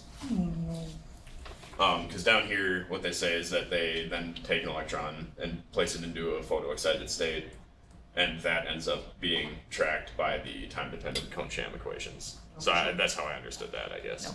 No. Okay. It would be kind of enormously too much to do it. Like you can imagine, right? So like you were doing these calculations already. Things that you now, like if you take, it's really like, first of all, you need to create 500 initial states. You need 500 geometries. Where are you getting it? So from your MD run. Right. So you need to run your MD run first. And then that's you're saying electronic that you time take, step, okay. like first, like you can do it. You can run UMD runs and randomly choose 500 configurations and then run simultaneously 500 jobs on the CCast or whatever you calculate it, right? Each with as long as you can for each of them running it. It's It will be computationally too much very work. rigorous. Right. A reviewer would love it, but it would be like. Or you can just substantially run. more expensive. You can just run UMD for 3 picosecond, Mhm. and then kind of reserve 500, kind of thinking that you have really kind of shifting them, each of them one by one, and so you do it 500 times. Okay. From one trajectory which you already calculated during UMD run. But this is not and- rigorous. and It is call- approximation. It's approximation which is called ergo. It's based on ergodic hypothesis that you may have heard in statistical mechanics. That average over ensemble is equal to average over time. Or trajectory. Ergodicity theorem or something like this. Okay. And this helps, of course, to save a lot of resources. Yeah. And this is the way how we do it. The only thing when they say random, I guess they're V not means really, those who practice surface hopping. I guess they're not really doing it randomly, and this random is because again, if they do it randomly, You'd have. like, it's different really not things. defined how many. Let's say then you can reserve, like to do it randomly with 500 reserved ensembles, right? Different types of ensembles from 3 picosecond. Technically, you can do it. You say, okay, I'm now reserving 1,000, so means my dynamics is done just for 2 picosecond. My trajectory, really actual trajectory in each ensemble, will have only 2 picosecond lengths, right? And then from this 1,000, I randomly choose randomly choose 500, right? Yeah. And then, yeah, from 1,000 first, you get random 500 with total trajectory not longer than 2 picosecond. Make sense or not? So they define Yes. initial condition randomly. It doesn't make any sense. What do you So- mean? No, I mean- Initial conditions No, randomly? What from kind the of from the conditions? 3 picosecond trajectory, they selected randomly 500. If you select randomly okay, you have 3 pico trajectory. Randomly, your one of these things goes to 2.79 picosecond. Yeah, So then but your trajectory is just in couple of femtosecond, like hundreds of femtosecond. in ensemble, that's a 500 conditions now. So now they're going through the 500. You will. Then how long your trajectory will be if you do it really randomly?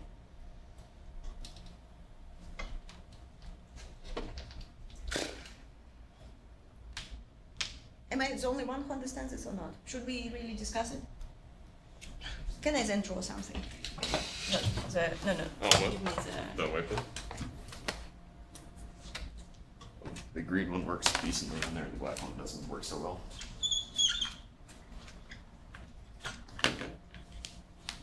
Doesn't work at all. The green also doesn't work. The Blue green doesn't works work? alright on that one. Okay. Can I ask them for green? This On the is other black. side.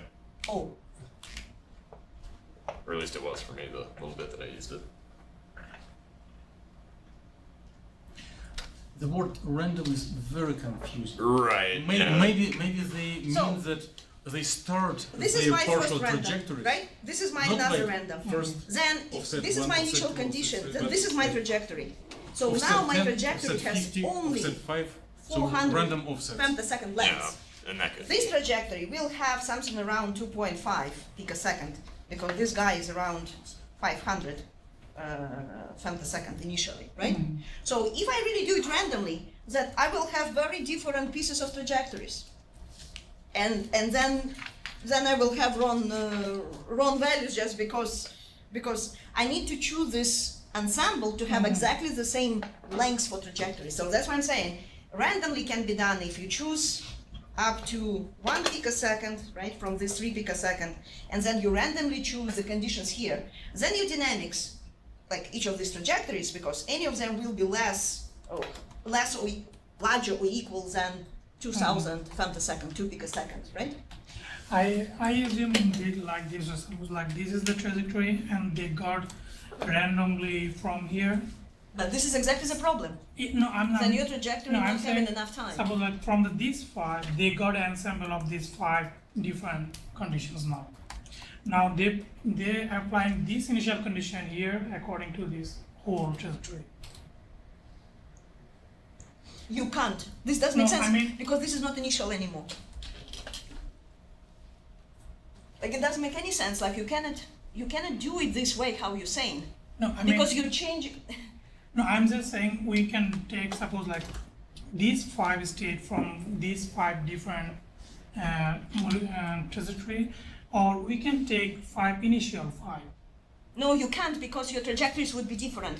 If this is your initial condition, this is your trajectory. If this is your initial condition, this is your initial trajectory.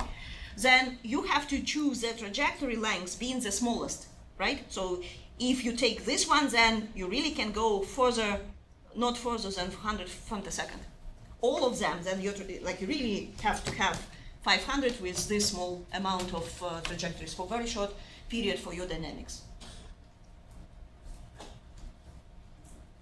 Yeah, it's So- confusing now, The yeah. space where you choose your random should be smaller, not smaller, well, depends again how long you want to take this trajectory, but you really need to correlate the, the space of the entire trajectory versus your final goal for how long your trajectory should be, right?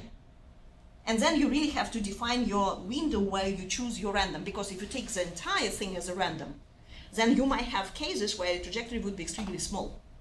And then you either take them out, right? And actually you end, but if you take anything which is kind of give you less than, let's say, this amount, right? You end up with pretty much the same idea. You either take the first 500 or you randomly take 500 from the first 800 or from the first 1,000 or from the first 2,000 and so on, right? So you really need to specify your window here, which would be smaller than So the entire this is window. what you're talking about, right? Yes. Where, like, Yes.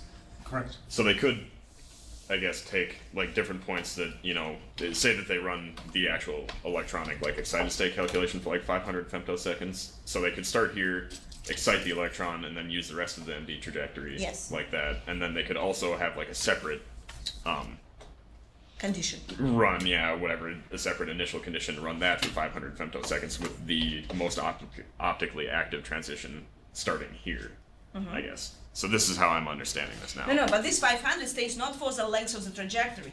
This Well, oh yeah, 500, no, it that stays was for just a random number. This could be like 700 or whatever. Well, but this is exactly the point, yeah. If you randomly, like you have 3 picosecond, you randomly choose 500, right? You need to kind of specify your initial window where you can take this 500, because if you take it from all 3 picosecond, you end up with trajectories being too small comparing to the other trajectories. But I guess as long as you run the trajectories, like once you pick a point, as long as you run these trajectories for the same amount of time every time, I guess I don't see why there should be an issue. Because you can, let's say, if you take your initial condition here, right, this is- it's random. It can be happening here. Yeah. You will not have your 500 femtosecond in this case.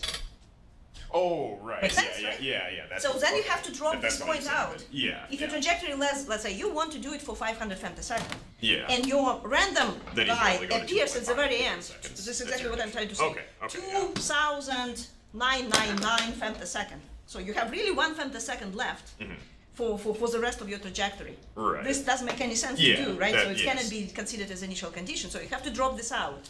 And then if you kind of use simple math, you will figure out that you cannot take your random numbers from anything. Like if you want to hold your 500 picoseconds, then yeah, you probably need to take 2,000 femtosecond window where you're taking your random and saving 1,000 for length of trajectory. Right. Or 500, and then you can go 2,500 for initial random choice. Yes, I completely agree Okay. with that. Yeah. But if they take randomly, then like if they take first 500, then their trajectory will be not longer than 2.5 picosecond, 2,500 femtosecond. If they take 500 initial conditions. If they take it randomly, then again their trajectory would be less than 2.5, and probably 1,000, at maybe 1,000, maybe even less than 1,000, right? Because many points then have to be taken out since their trajectory would be smaller than they probably desire. Yeah. Yeah, that makes sense.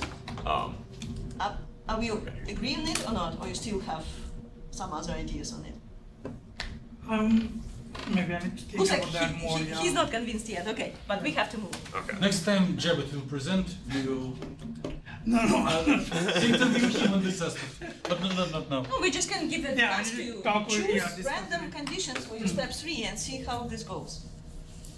Like choose your conditions as many, like wherever your trajectory is available, right? Try to play with these initial conditions in lucky a are random those who are way not and see practicing what surface happens hopping. and how long you can do it. And So, okay, is this surface hopping? Yeah, Is that what what I this thought is? I Okay. heard Well, is randomly they do just everything for design surface the hopping, 300 but in this paper they ensemble decline to do from any step, last not step only- of surface hopping. But And then they we cannot apply change that all 300 of initial their condition machinery. They just follow. accordingly. Yeah, because this struck me as being very similar to surface hopping, but I don't know surface hopping well enough to say if this actually is or not. I don't know your opinion. Maybe you'll share it. Why they do not practice actual surface hopping? I in well, this like I paper. don't know. Maybe anything it about didn't surface give hopping. their reliable results and they decided to decline. Maybe it doesn't help to practice equations 6 and 7. so you can. I'm I not can sure. design it. Yeah, The yeah. only thing is, again, it calls. So we are almost done with methods and we have another hour for results and discussion. Random, Yeah, An hour? Just for one. Well, we will be cut off at So 6. check it. Oh, okay. I reserved another hour because we are... Check that it's compiled Going in the same way and Yeah. it's really the right kind of procedure. And you can create again your Next time we need to bring... I can't, and I think I have At to beer. leave at 20. What? That's my cutoff. I have to leave before then because I'm having somebody pick me up, so I have to go at 5:20. So But sure, it will be recorded. You will be able to enjoy it. you will not miss it. Don't worry. And only starting now, we are going to results and discussion. That's right. Fine. So, I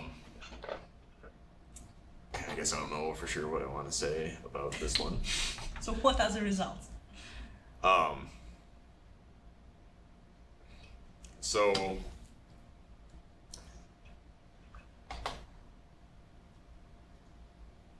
Well, they took something about direct photoexcitation mechanism. yeah, so this, I mean, they're kind of talking about that direct mechanism here.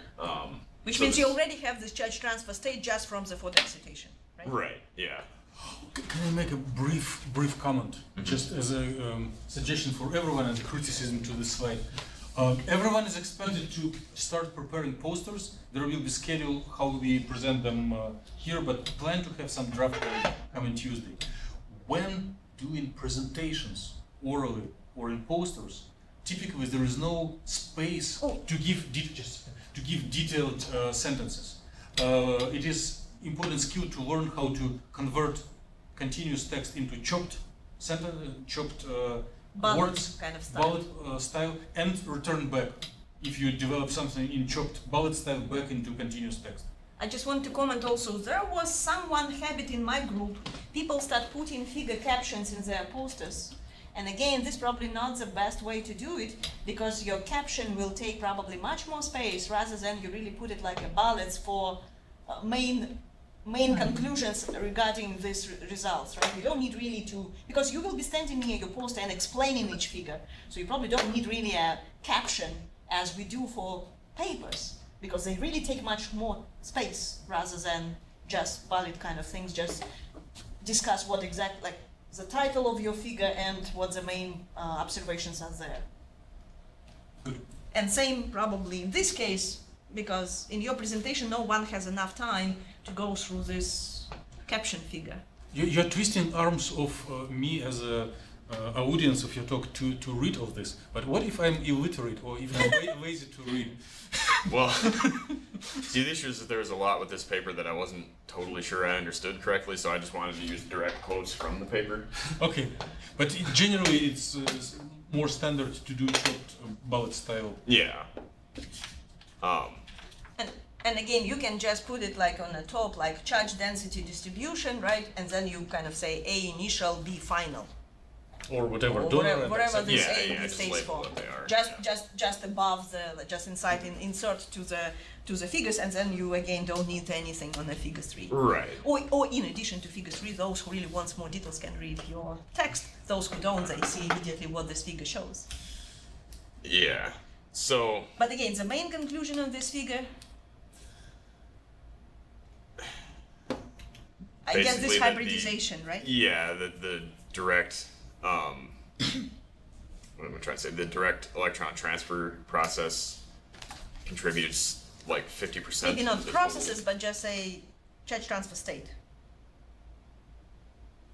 Because it is... It's not really a process. You shine light and it's immediately there. When your excitation consists of A as hole, where electron is withdrawn from, and B as a conduction band where electron is promoted to, then excitation made of this pair of orbitals will be charge transfer excitation.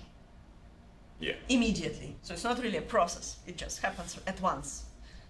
Yeah, I don't know, they kind of... That's what they call direct photoexcitation, right? Means. But they use this as like a starting point later to then further describe like the actual charge transfer. So I guess, I don't know, I'm kind of, I guess, hesitant to again, say that, you know, it's already transferred. It's probably by this not point. equally distributed. It's not like 50-50. It's probably more on that side, less on that side, right? Probably it's more on titanium dioxide, or maybe more on perovskite, hard to say from this figure. But yeah, it's not like 50-50, half there, half there. There are some small details, and they probably want kind of to figure out, yeah, so where does it move? But the final state looks like really just majority comes from titanium dioxide. Right. So you end up with big contribution on your titanium, on a perovskite where you excite, right? And then end up with really mainly coming on the titanium dioxide. Yeah. So more details now on processes through the dynamics, right? Next result. Yeah. So I don't know. What is it? They basically say that it's, I guess it's kind of blocked by this thing probably. But we see it in the printout. Yeah, they claim that it's unexpected that the acceptor state would be mostly localized on the titanium dioxide, since the well, see, that doesn't make a lot of sense to me though. I'm not thinking about that.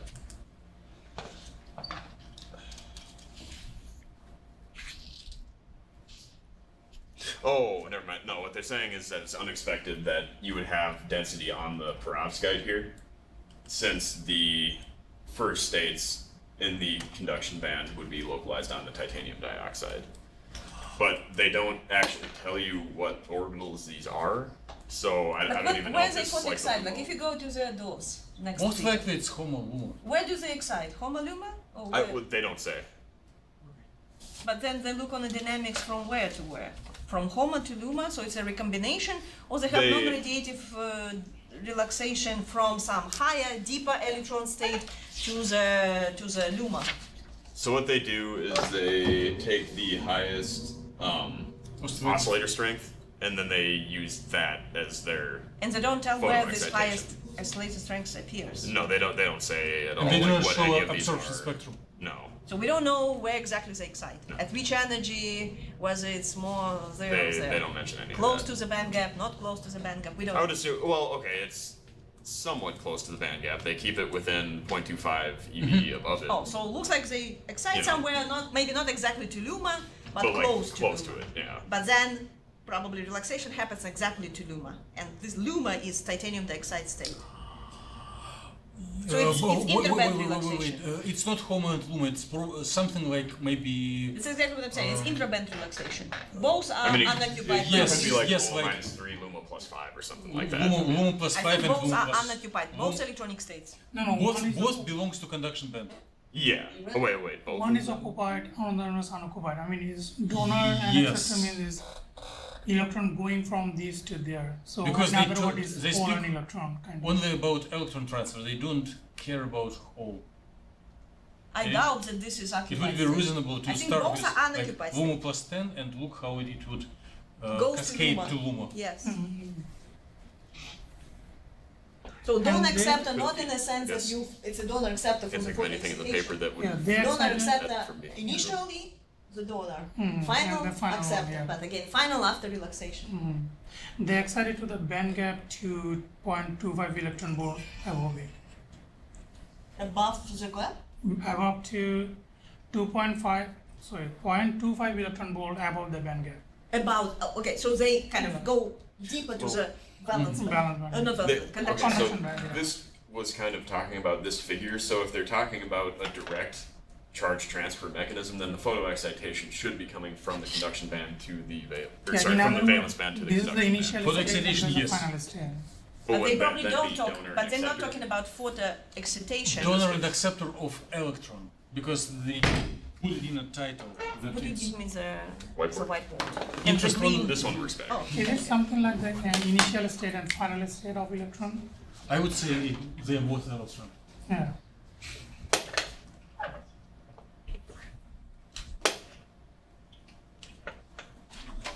how much? 1.5 above the... 0.25 electron volt above the magnet. 0.25. Electron volt.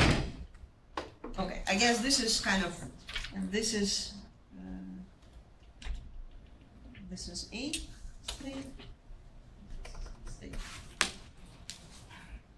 You can show it to other people. Dimitri was already working on that. Yeah, something like this.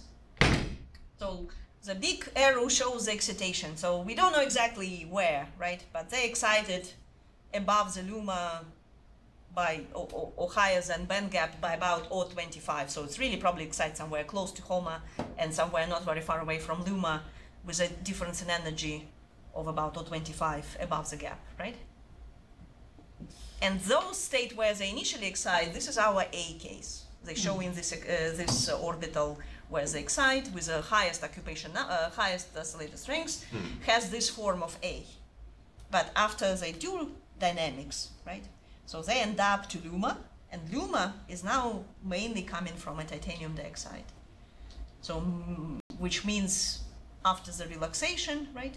So they kind of have this charge transfer state from perovskite to the titanium dioxide, and then from titanium dioxide it should go to the leads, right? To the metallic contacts. Yeah. And again, we don't care about holes, so that's why holes are completely unknown story here. They not even discuss it, right? They care only about electrons. That's why it's everything about the conduction band. Yeah. So both donor and acceptor are in the conduction band electronic states. Agree? I'm confused about what they're talking about with the direct mechanism then, because that doesn't make any sense to me if that's how they're doing this. Direct mechanism, because you already kind of go to the state when you excite, your A case, having already charge transfer character, which means you just excited, you already have a charge transfer. Please keep holding. Please keep holding it. Keep holding it here.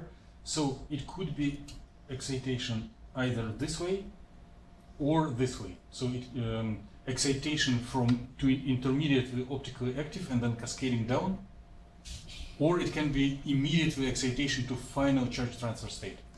And maybe this would be, they would call it direct and indirect.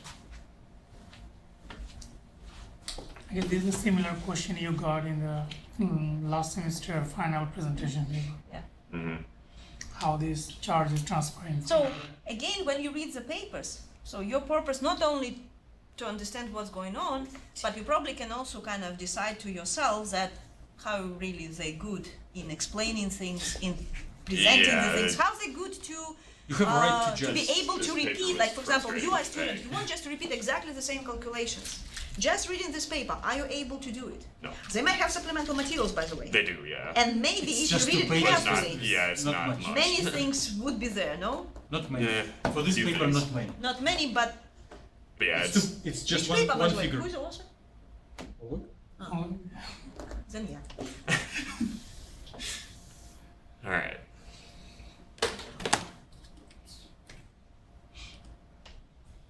So, okay, so this claim, I don't know, just kind of rubs me the wrong way a little bit, I guess, but maybe that makes more sense now.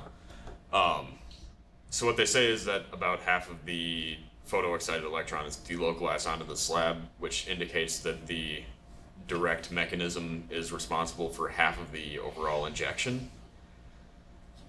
That just kind of doesn't seem to logically follow for me, I guess. But I think that they're referring to a more specific thing, but they're using kind of general language, which is why I'm having an issue with it. Because they do later on. Oh yeah, right here actually. I think what they're trying to say is that basically they're using this as like that 50%, I guess, of the overall transition. So.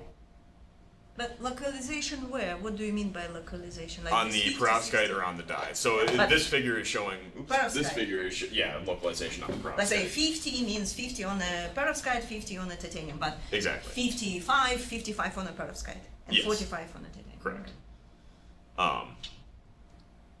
So yeah, and they end up getting a similar band gap to what was shown experimentally and with previous DFT calculations, just as kind of verification. So for the simple thing that we all would understand, can you comment on the density of states and how to interpret it? So here's your band gap right here. They centered the 0 on the Fermi level. So the red line is your methylammonium perovskite. The black line is representing titanium dioxide. And I'm colorblind, so I got that. Okay, yeah, so basically you have, these two different densities of states, I guess. So you kind of have your perovskite has a higher valence band edge than the titanium dioxide does. But the titanium dioxide has a lower conduction band edge than the perovskite does. So this is kind of the situation that you want. This So again, if you want to excite the perovskite, right? So then you can go really from HOMA or close to HOMA to not to LUMA, because LUMA would be completely charge transfer state, which probably is not optically active. Right. So you need to go a little bit above, and that's why or 25 above probably, where you have contribution of the perovskite. What is the nature of the lowest excitation based on this density of states? Charge transfer character. Would you agree? Yes. Of the lowest, not excitation, but lowest transition. Lowest possible transition. Lowest excitation, not process, like not photo excitation, but lowest possible excited state. Oh, okay. Okay, yeah, the lowest possible excited state would definitely be charge transfer. Okay. Because it would start localized on the perovskite and end up localized on the titanium dioxide. Why red one is ×5? I'm not. Is it X? I guess it's I think that they ×5. just do that just to kind of make it more visually apparent. Exaggerate for visualization. ×5 both sides, valence and conduction band are multiplied by 5, I guess. No, only valence band? Because ×5 is red color. Yeah, red color, but here's also red. What do you mean? I mean, valence and conduction band both are multiplied by 5. No, only contribution from perovskite is multiplied. But both on the holes and electrons, right? Yes. So if they don't multiply by 5, you definitely will see this contribution in a valence band for the holes, right? For the occupied states. But then imagine the red curve divided by 5 times smaller. You will be almost impossible to see any contribution in the unoccupied state in a conduction band. So I guess the multiply 5 is really due to the purpose to to show the contribution in the unoccupied levels for the electronic states, right? Yeah. Rather than hole states. Holes will be seen anyway. But then how they got the initial donor one is a 50-50 now? Because they excite, well, we don't know where they excite. Yeah, right? but it still seems like it should be to the titanium. Well, for density of states, this big peak doesn't mean that you have one orbital with all this localization on the titanium. It's maybe it's many of them, maybe with whatever. And how does density of states shown here correlates to what you were calculating? Is there similarities or differences? Just quickly. The structure of the edges of the bands is the same as what the same in at least one of the situations is what I'm doing. So it favors charge transfer as the lowest excited state. Correct. Good. So on this figure, this black line represents the density of states, and these little red dots represent the localization of a particular excitation. So like an excitation at whatever energy ends up localizing it, yay much on the perovskite. Is it of black state one of corresponds to what? titanium dioxide? The density of states? Okay. Yeah, I don't know. I've never seen that, I guess. And so I don't know exactly how to keep those numbers. I don't know how to go from like these numbers to these numbers. I guess the They don't energy say. is like exactly at 2. This is where they probably like 2.2 probably corresponds to the 2.2 on the left figure, right? And then your density going up and then going down. You kind of can see like black curve going so up. X and Y, the right side of the Y corresponds to the red density of states. Yes. Yeah, it's Because it's density like of state interface. Dose is measured is 1 over electron volt in both panels. Oh. Right? So black line is the Or density wait. of Oh, the yeah, state yeah, 'cause it'd be interface density. between the anatase Yeah. and sky. I don't understand this right. Oh, black line. Yeah, they're saying that Right, it's you didn't do it, interface. I mean, in the top Let's move on. is the density of the state of sky. Yeah. We even didn't start the dynamics things. Okay, let's go to the dynamics. Whatever is they see on this. Just graph keep thing. going what you were planning. Okay. Then I'm leaving because we're already here 2 hours and Of questions 15 minutes. and answers. He will be there. So yeah, they basically claim that the previous figure justifies that they're within reasonable parameters, so that they can actually describe electron dynamics, hopefully with some accuracy. They say that the red dots, there's no correlation between the localization and the energy of the excitation.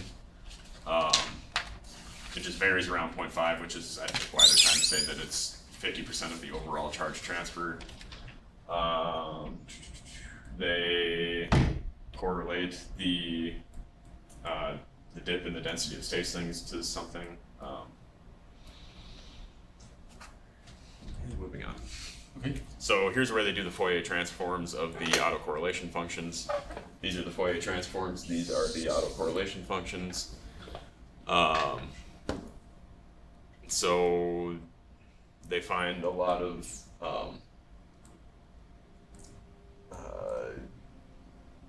phonon modes, I guess, of some sort, not necessarily normal in these regions right here.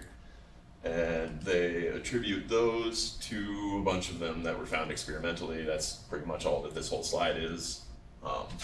So these are normal modes that have been found, or I think normal modes. What kind of motion of atom, what type of atoms are involved in these big peaks around less than 200? So they get more specific with that over here, I guess. They attribute like this 200 peak to one thing, Which one? You want us to read it, or you can? Guide us. Or you read it by yourself already? Well, I don't remember numbers and things so I'd have to read it again. That's why you need to do bullets. Then it would be very easy. Even if you don't remember, you immediately can say, "Oh, this frequency is that." Or labels the figure with arrows, telling which. So we see like less stretching is 94 wave numbers, right? If you go to higher, then what is it? That starts to go to the oxygens, I believe. Okay, it should to be figured out later. Yeah, whatever. This is just more of that stuff, I guess. Just attributing certain things to, or certain peaks to certain atoms. Come on. Okay, this is best figure of the whole paper. Main figure, I would say. So this is a schematic that they make, kind of explaining the different charge transfer mechanisms. So the direct one, see, and this is why I guess I was thinking that that donor one was in the valence band, because that's kind of what this suggests to me. Mm-hmm. But then, okay, so if you excite it, then you have, a non-adiabatic thing where it just kind of dips down to a different state, or you have the adiabatic transition where it, kind of gets over the energy barrier and ends up in the titanium dioxide. So they use that initial excitation having 50% localization on the titanium dioxide as a starting point for the total charge transfer, and then the adiabatic and non-adiabatic, they start at 0, so they just add these two to 50%, and that's how they get this curve. I don't know if there's really a whole lot else that I want to say about this, I guess. But again, analysis of these dashed and dotted lines. Like, first of all, again, the time scale really for very short time, 100 femtosecond.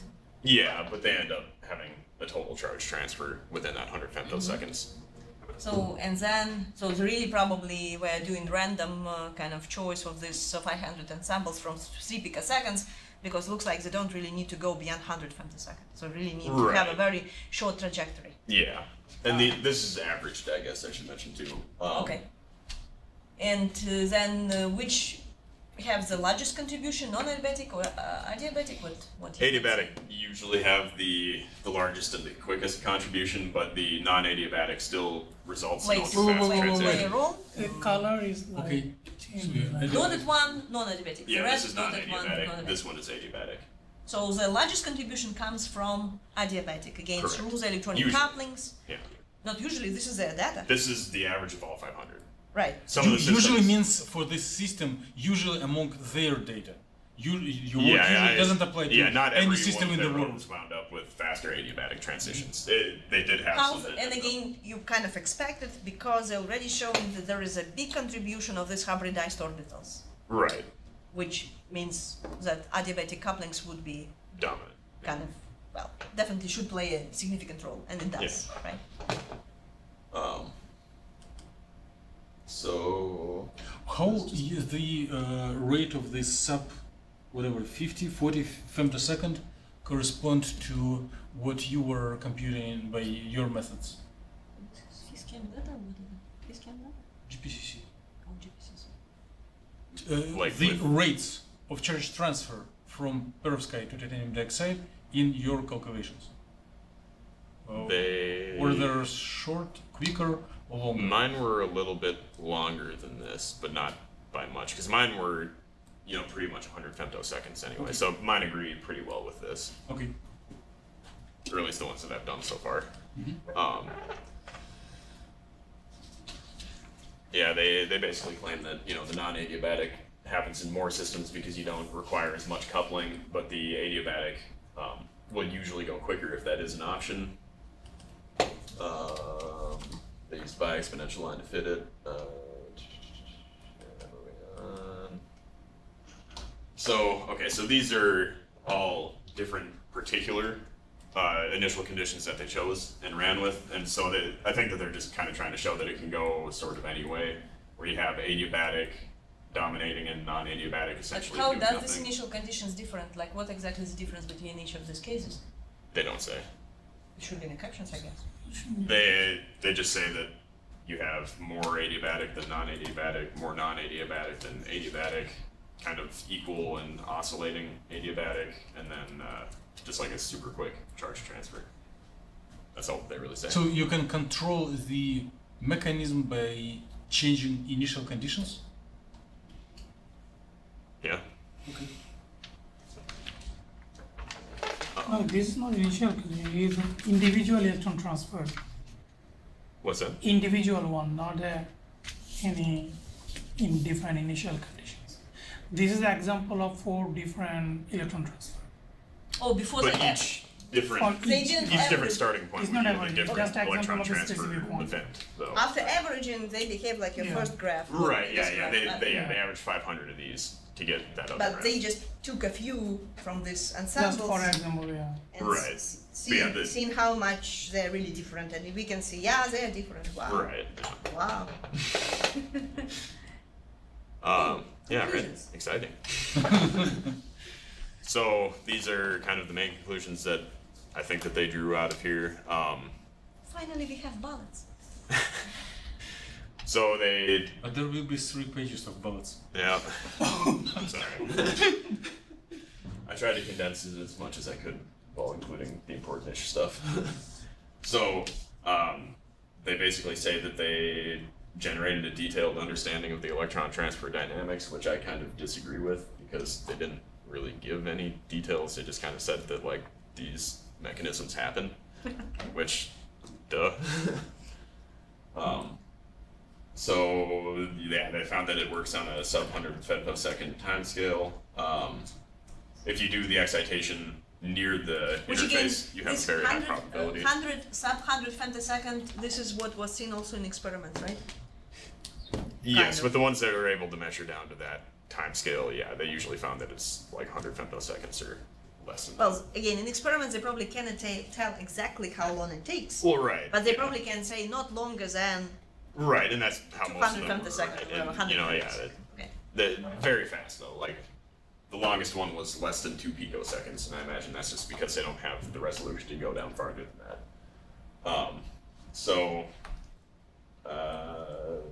Yeah, just multiple mechanisms. The thermal fluctuations end up causing some transient bonds at the interface. At 0 Kelvin, those bonds don't exist. So essentially that creates optically active excitations. Oh yeah, since there aren't the bonds and therefore less coupling at 0 Kelvin, then non-adiabatic electron transfer should be dominant at low temperatures. And again, because there is no bond at the interface, you expect that you will not have this hybridized states as much at 0 Kelvin as you see at 300 Kelvin. Yeah, exactly. So the vibrational modes end up, I guess, helping the charge transfer. They, yeah, I don't know. You get the idea.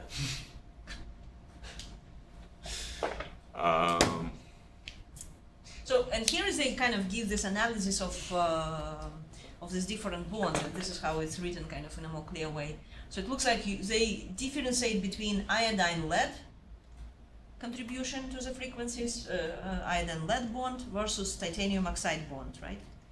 And I might be wrong, but it sounds like these titanium oxide vibrations really contribute insignificantly to this charge transfer processes. Right. But iodine-lead. So what about this iodine-lead? Does it contribute, or what is it? It was electron couples primarily to the low frequency vibration of iodine-lead structure. So these are more so how it ends up relaxing down to my. So the last word of this bullet. Of the first one. Yes, and create non-adiabatic coupling. So this. So it's really iodine-lead contribution is main for halide the non-adiabatic. Bond is responsible for forming non-adiabatic coupling according to this method. And then they go on to claim that that since all of the electron transfer mechanisms that they were looking at lead to ultrafast charge transfer, that indicates that the range of experimental timescales found for the charge transfer should be due to the exciton diffusion in the perovskite rather than any interfacial dynamics.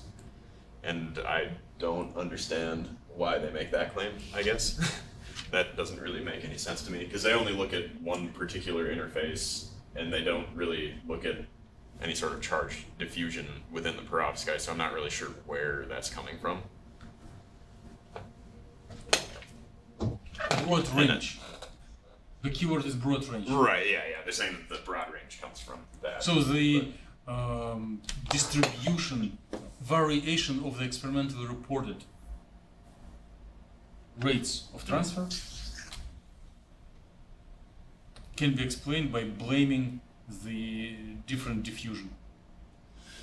Right, but I feel like in experiments the actual interface is probably going to appear very differently between different experimental setups. You know, there's probably going to be different spacing, like vertically or kind of within the titanium dioxide. You wouldn't agree to this conclusion? No, I do not agree with this one at all. Obviously, controversial statement. Yeah. I don't know, it just seems like they kind of, at the very end, say, oh, it's just perovskite charge. Yeah, this is the final conclusion. Right, yeah. So, looks like, again, if you were a reviewer for this paper, right, so you definitely would kind of, I would say, would ask for kind of explaining and maybe provide more discussion on this last. Well, right, yeah, because this is literally all that they say about that. I mean, it's. So you kind of disagree that the results which they show really allow us to do this conclusion, or not really enough probably to do this to make this conclusion. Well, I'm not a professional by any means. Well, so at least maybe this is they how do, you feel, right? You know, and I just don't understand how. But I do not see you how don't that's see a a proof, valid claim. a kind of clear proof that whatever they see can be easily connected to those last phrases about experiment, diffusion, and so on. Okay. Do you see, again, suppose you're a reviewer for this paper, do you see any other problems with a model to really make very, how to say, strong conclusions about this charge transfer state, or direct charge transfer state, and so on? Well, they only looked at one model, I guess, so it's kind of difficult to make any general statements. But you know, when they do dynamics, and when they average over 500 ensembles, it means that you really have 500 conformations with slightly different interface. Like, they consider only this interface in a sense of symmetry of the surfaces, like whatever it is, 100, whatever the surface they consider. But technically, they do it at room temperature, average over 500 configurations. So it means their geometry really not exactly as it is at 0 Kelvin. So they kind of have some different types of ensembles, some kind of distribution of the geometrical parameters for this surface versus that surface. I mean, the surface is fixed, but geometrical features, of course, are changing during the dynamics. But what do you think about the size of the system? The perovskite is way too thin. And what about titanium dioxide? That it's probably even thinner than the perovskite. The model that they show, the perovskite is literally one layer. And titanium is the same, or maybe 2 layers. Well, it goes off the edge of the screen. How many so atomic layers they have on the titanium dioxide? Along Z direction. Because it along cuts the off charge transfer direction. Yeah. Also 2 layers, probably. 2 layers. What? Right? Because and then they have a vacuum. So technically, what they have a huge confinement along Z direction. Right? You really have in less than, probably it's about, I don't know what's the size. What is a 2-layer size? It's probably less than 1 nanometer. The typical size of the unit cell in perovskite, which is like 6 angstrom. So it's less than 1 nanometer. Yes. And then for titanium, 2 so layers of just titanium. looking on the figure, it's also less than 1 nanometer. So technically, you're looking on the films, or I don't know. It's not really films; it's rods, probably. No, 1 nanometer. Films, because they're flat. They're flat. Okay. It's flat. Films of 1 nanometer thickness. So you have a huge confinement applied. Almost like graphene. Along the z-axis. Right. So then, what kind of thing? Like again, all these hybridization things. How do you think might be related to this extremely strong confinement? How confinement will affect localization, delocalization of these electronic states, electrons density? What do you think? I mean, it would probably strengthen the localization onto like one particular system, I guess. Do you think it's really increase localization? I think yes. I'm not really sure. Particle in a box. Yeah. With a finite box. Okay. Huge box. Okay. But finite means what happens with your wave function in a finite box? Oh, yeah, it'll and you freak out as you contract it. What happens with the edges? If you with make it narrow, if you decrease the size of your box, without changing the height of your box, it's a finite box, right? So what happens with your edges?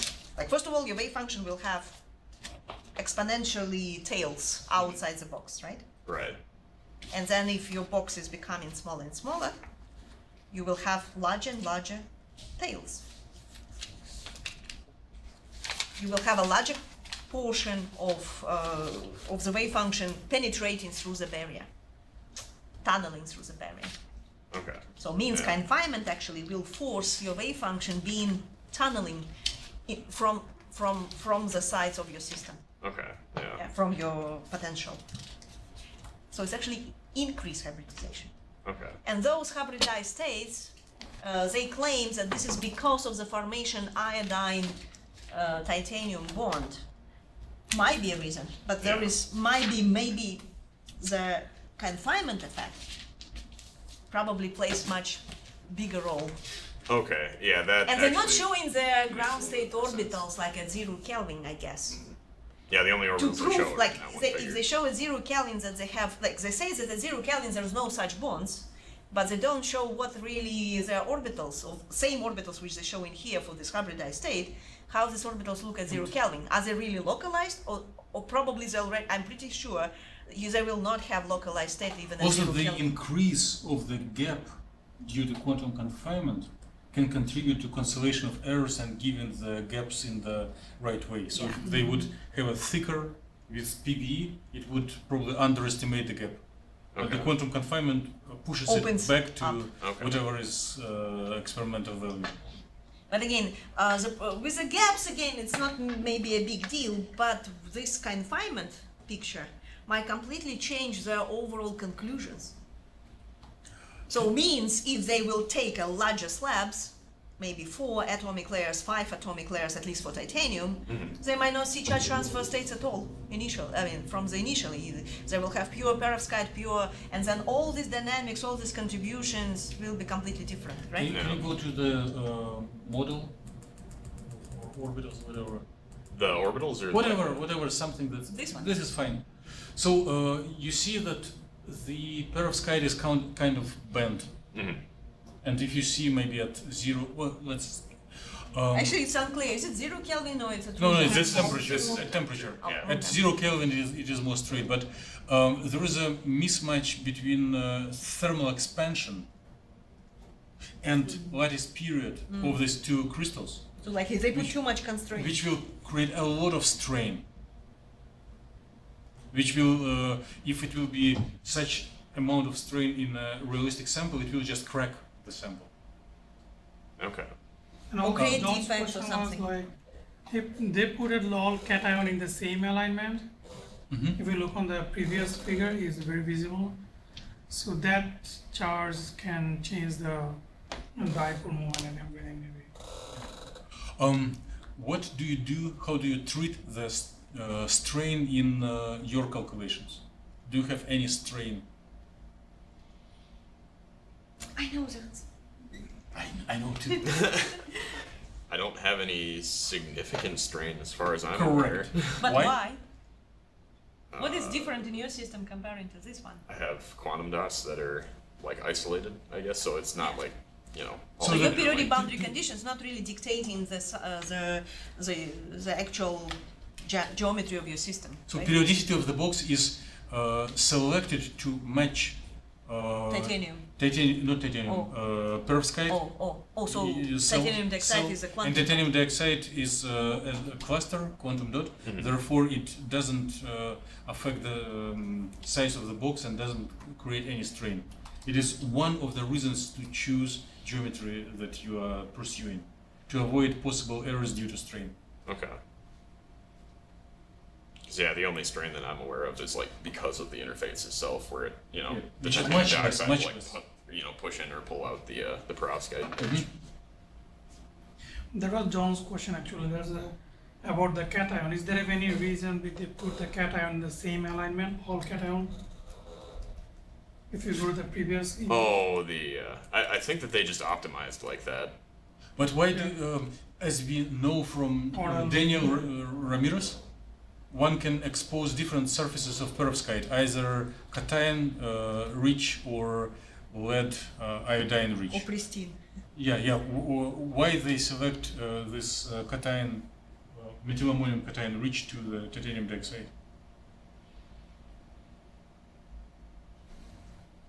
I guess I don't know why they would choose to do it. Or that way maybe over. if they completed both, why did they hidden another one from the paper? I guess it would be less likely to form bonds, I would think. There'd Yes, be, like, maybe less they freedom. already made a discovery that in this configuration there is a higher chance for this lead to titanium to iodine bond that they report. And therefore they believe that this one it will be more facilitating charge transfer. But maybe there are some other reasons. Just in the paper they said the other kind of configuration is not stable. Okay. That's the reason they only use this one. So at least they have Oh, yeah, they did actually. Yeah, it's right here. Yeah, so here they do see the formation of iodine to titanium bonds, and maybe it stabilizes and. And they have a Yeah, reference sure, to 37, they are conflict. Okay. I have a follow-up question. Yeah. So considering the model they are using, so can we still call it as a perovskite? Because it's extremely thin, right? One more time. So I guess I have some question about the model, how they build the atomic cell. So if they use extremely thin perovskite, so does it look reasonable? Oh, like how do Can they you see say any that it's comparison to possible? experiment? Is it really possible to have such a thin films in a real samples? Do they discuss anything like this? They never. I don't think they ever actually mentioned making it that thin experimentally in the paper. If any of our works you could will maybe get do it, but criticism like this, like how you justify your model is too thin, we need to learn from these authors what to reply back. I guess they were lucky. No one asked. because I have no idea how you would actually realistically make something that thin. It's clear that it is not very realistic. It is clear that since they use dynamics and they have already like about 300 atoms, they just cannot ramp it up bigger. But then one needs to find solid justification for this extremely thin model. Because I said, like, if really the main contribution to the delocalized this charge transfer, direct charge transfer states, is really due to the confinement rather than formation of bonds or anything, then you just go to the more realistic structures.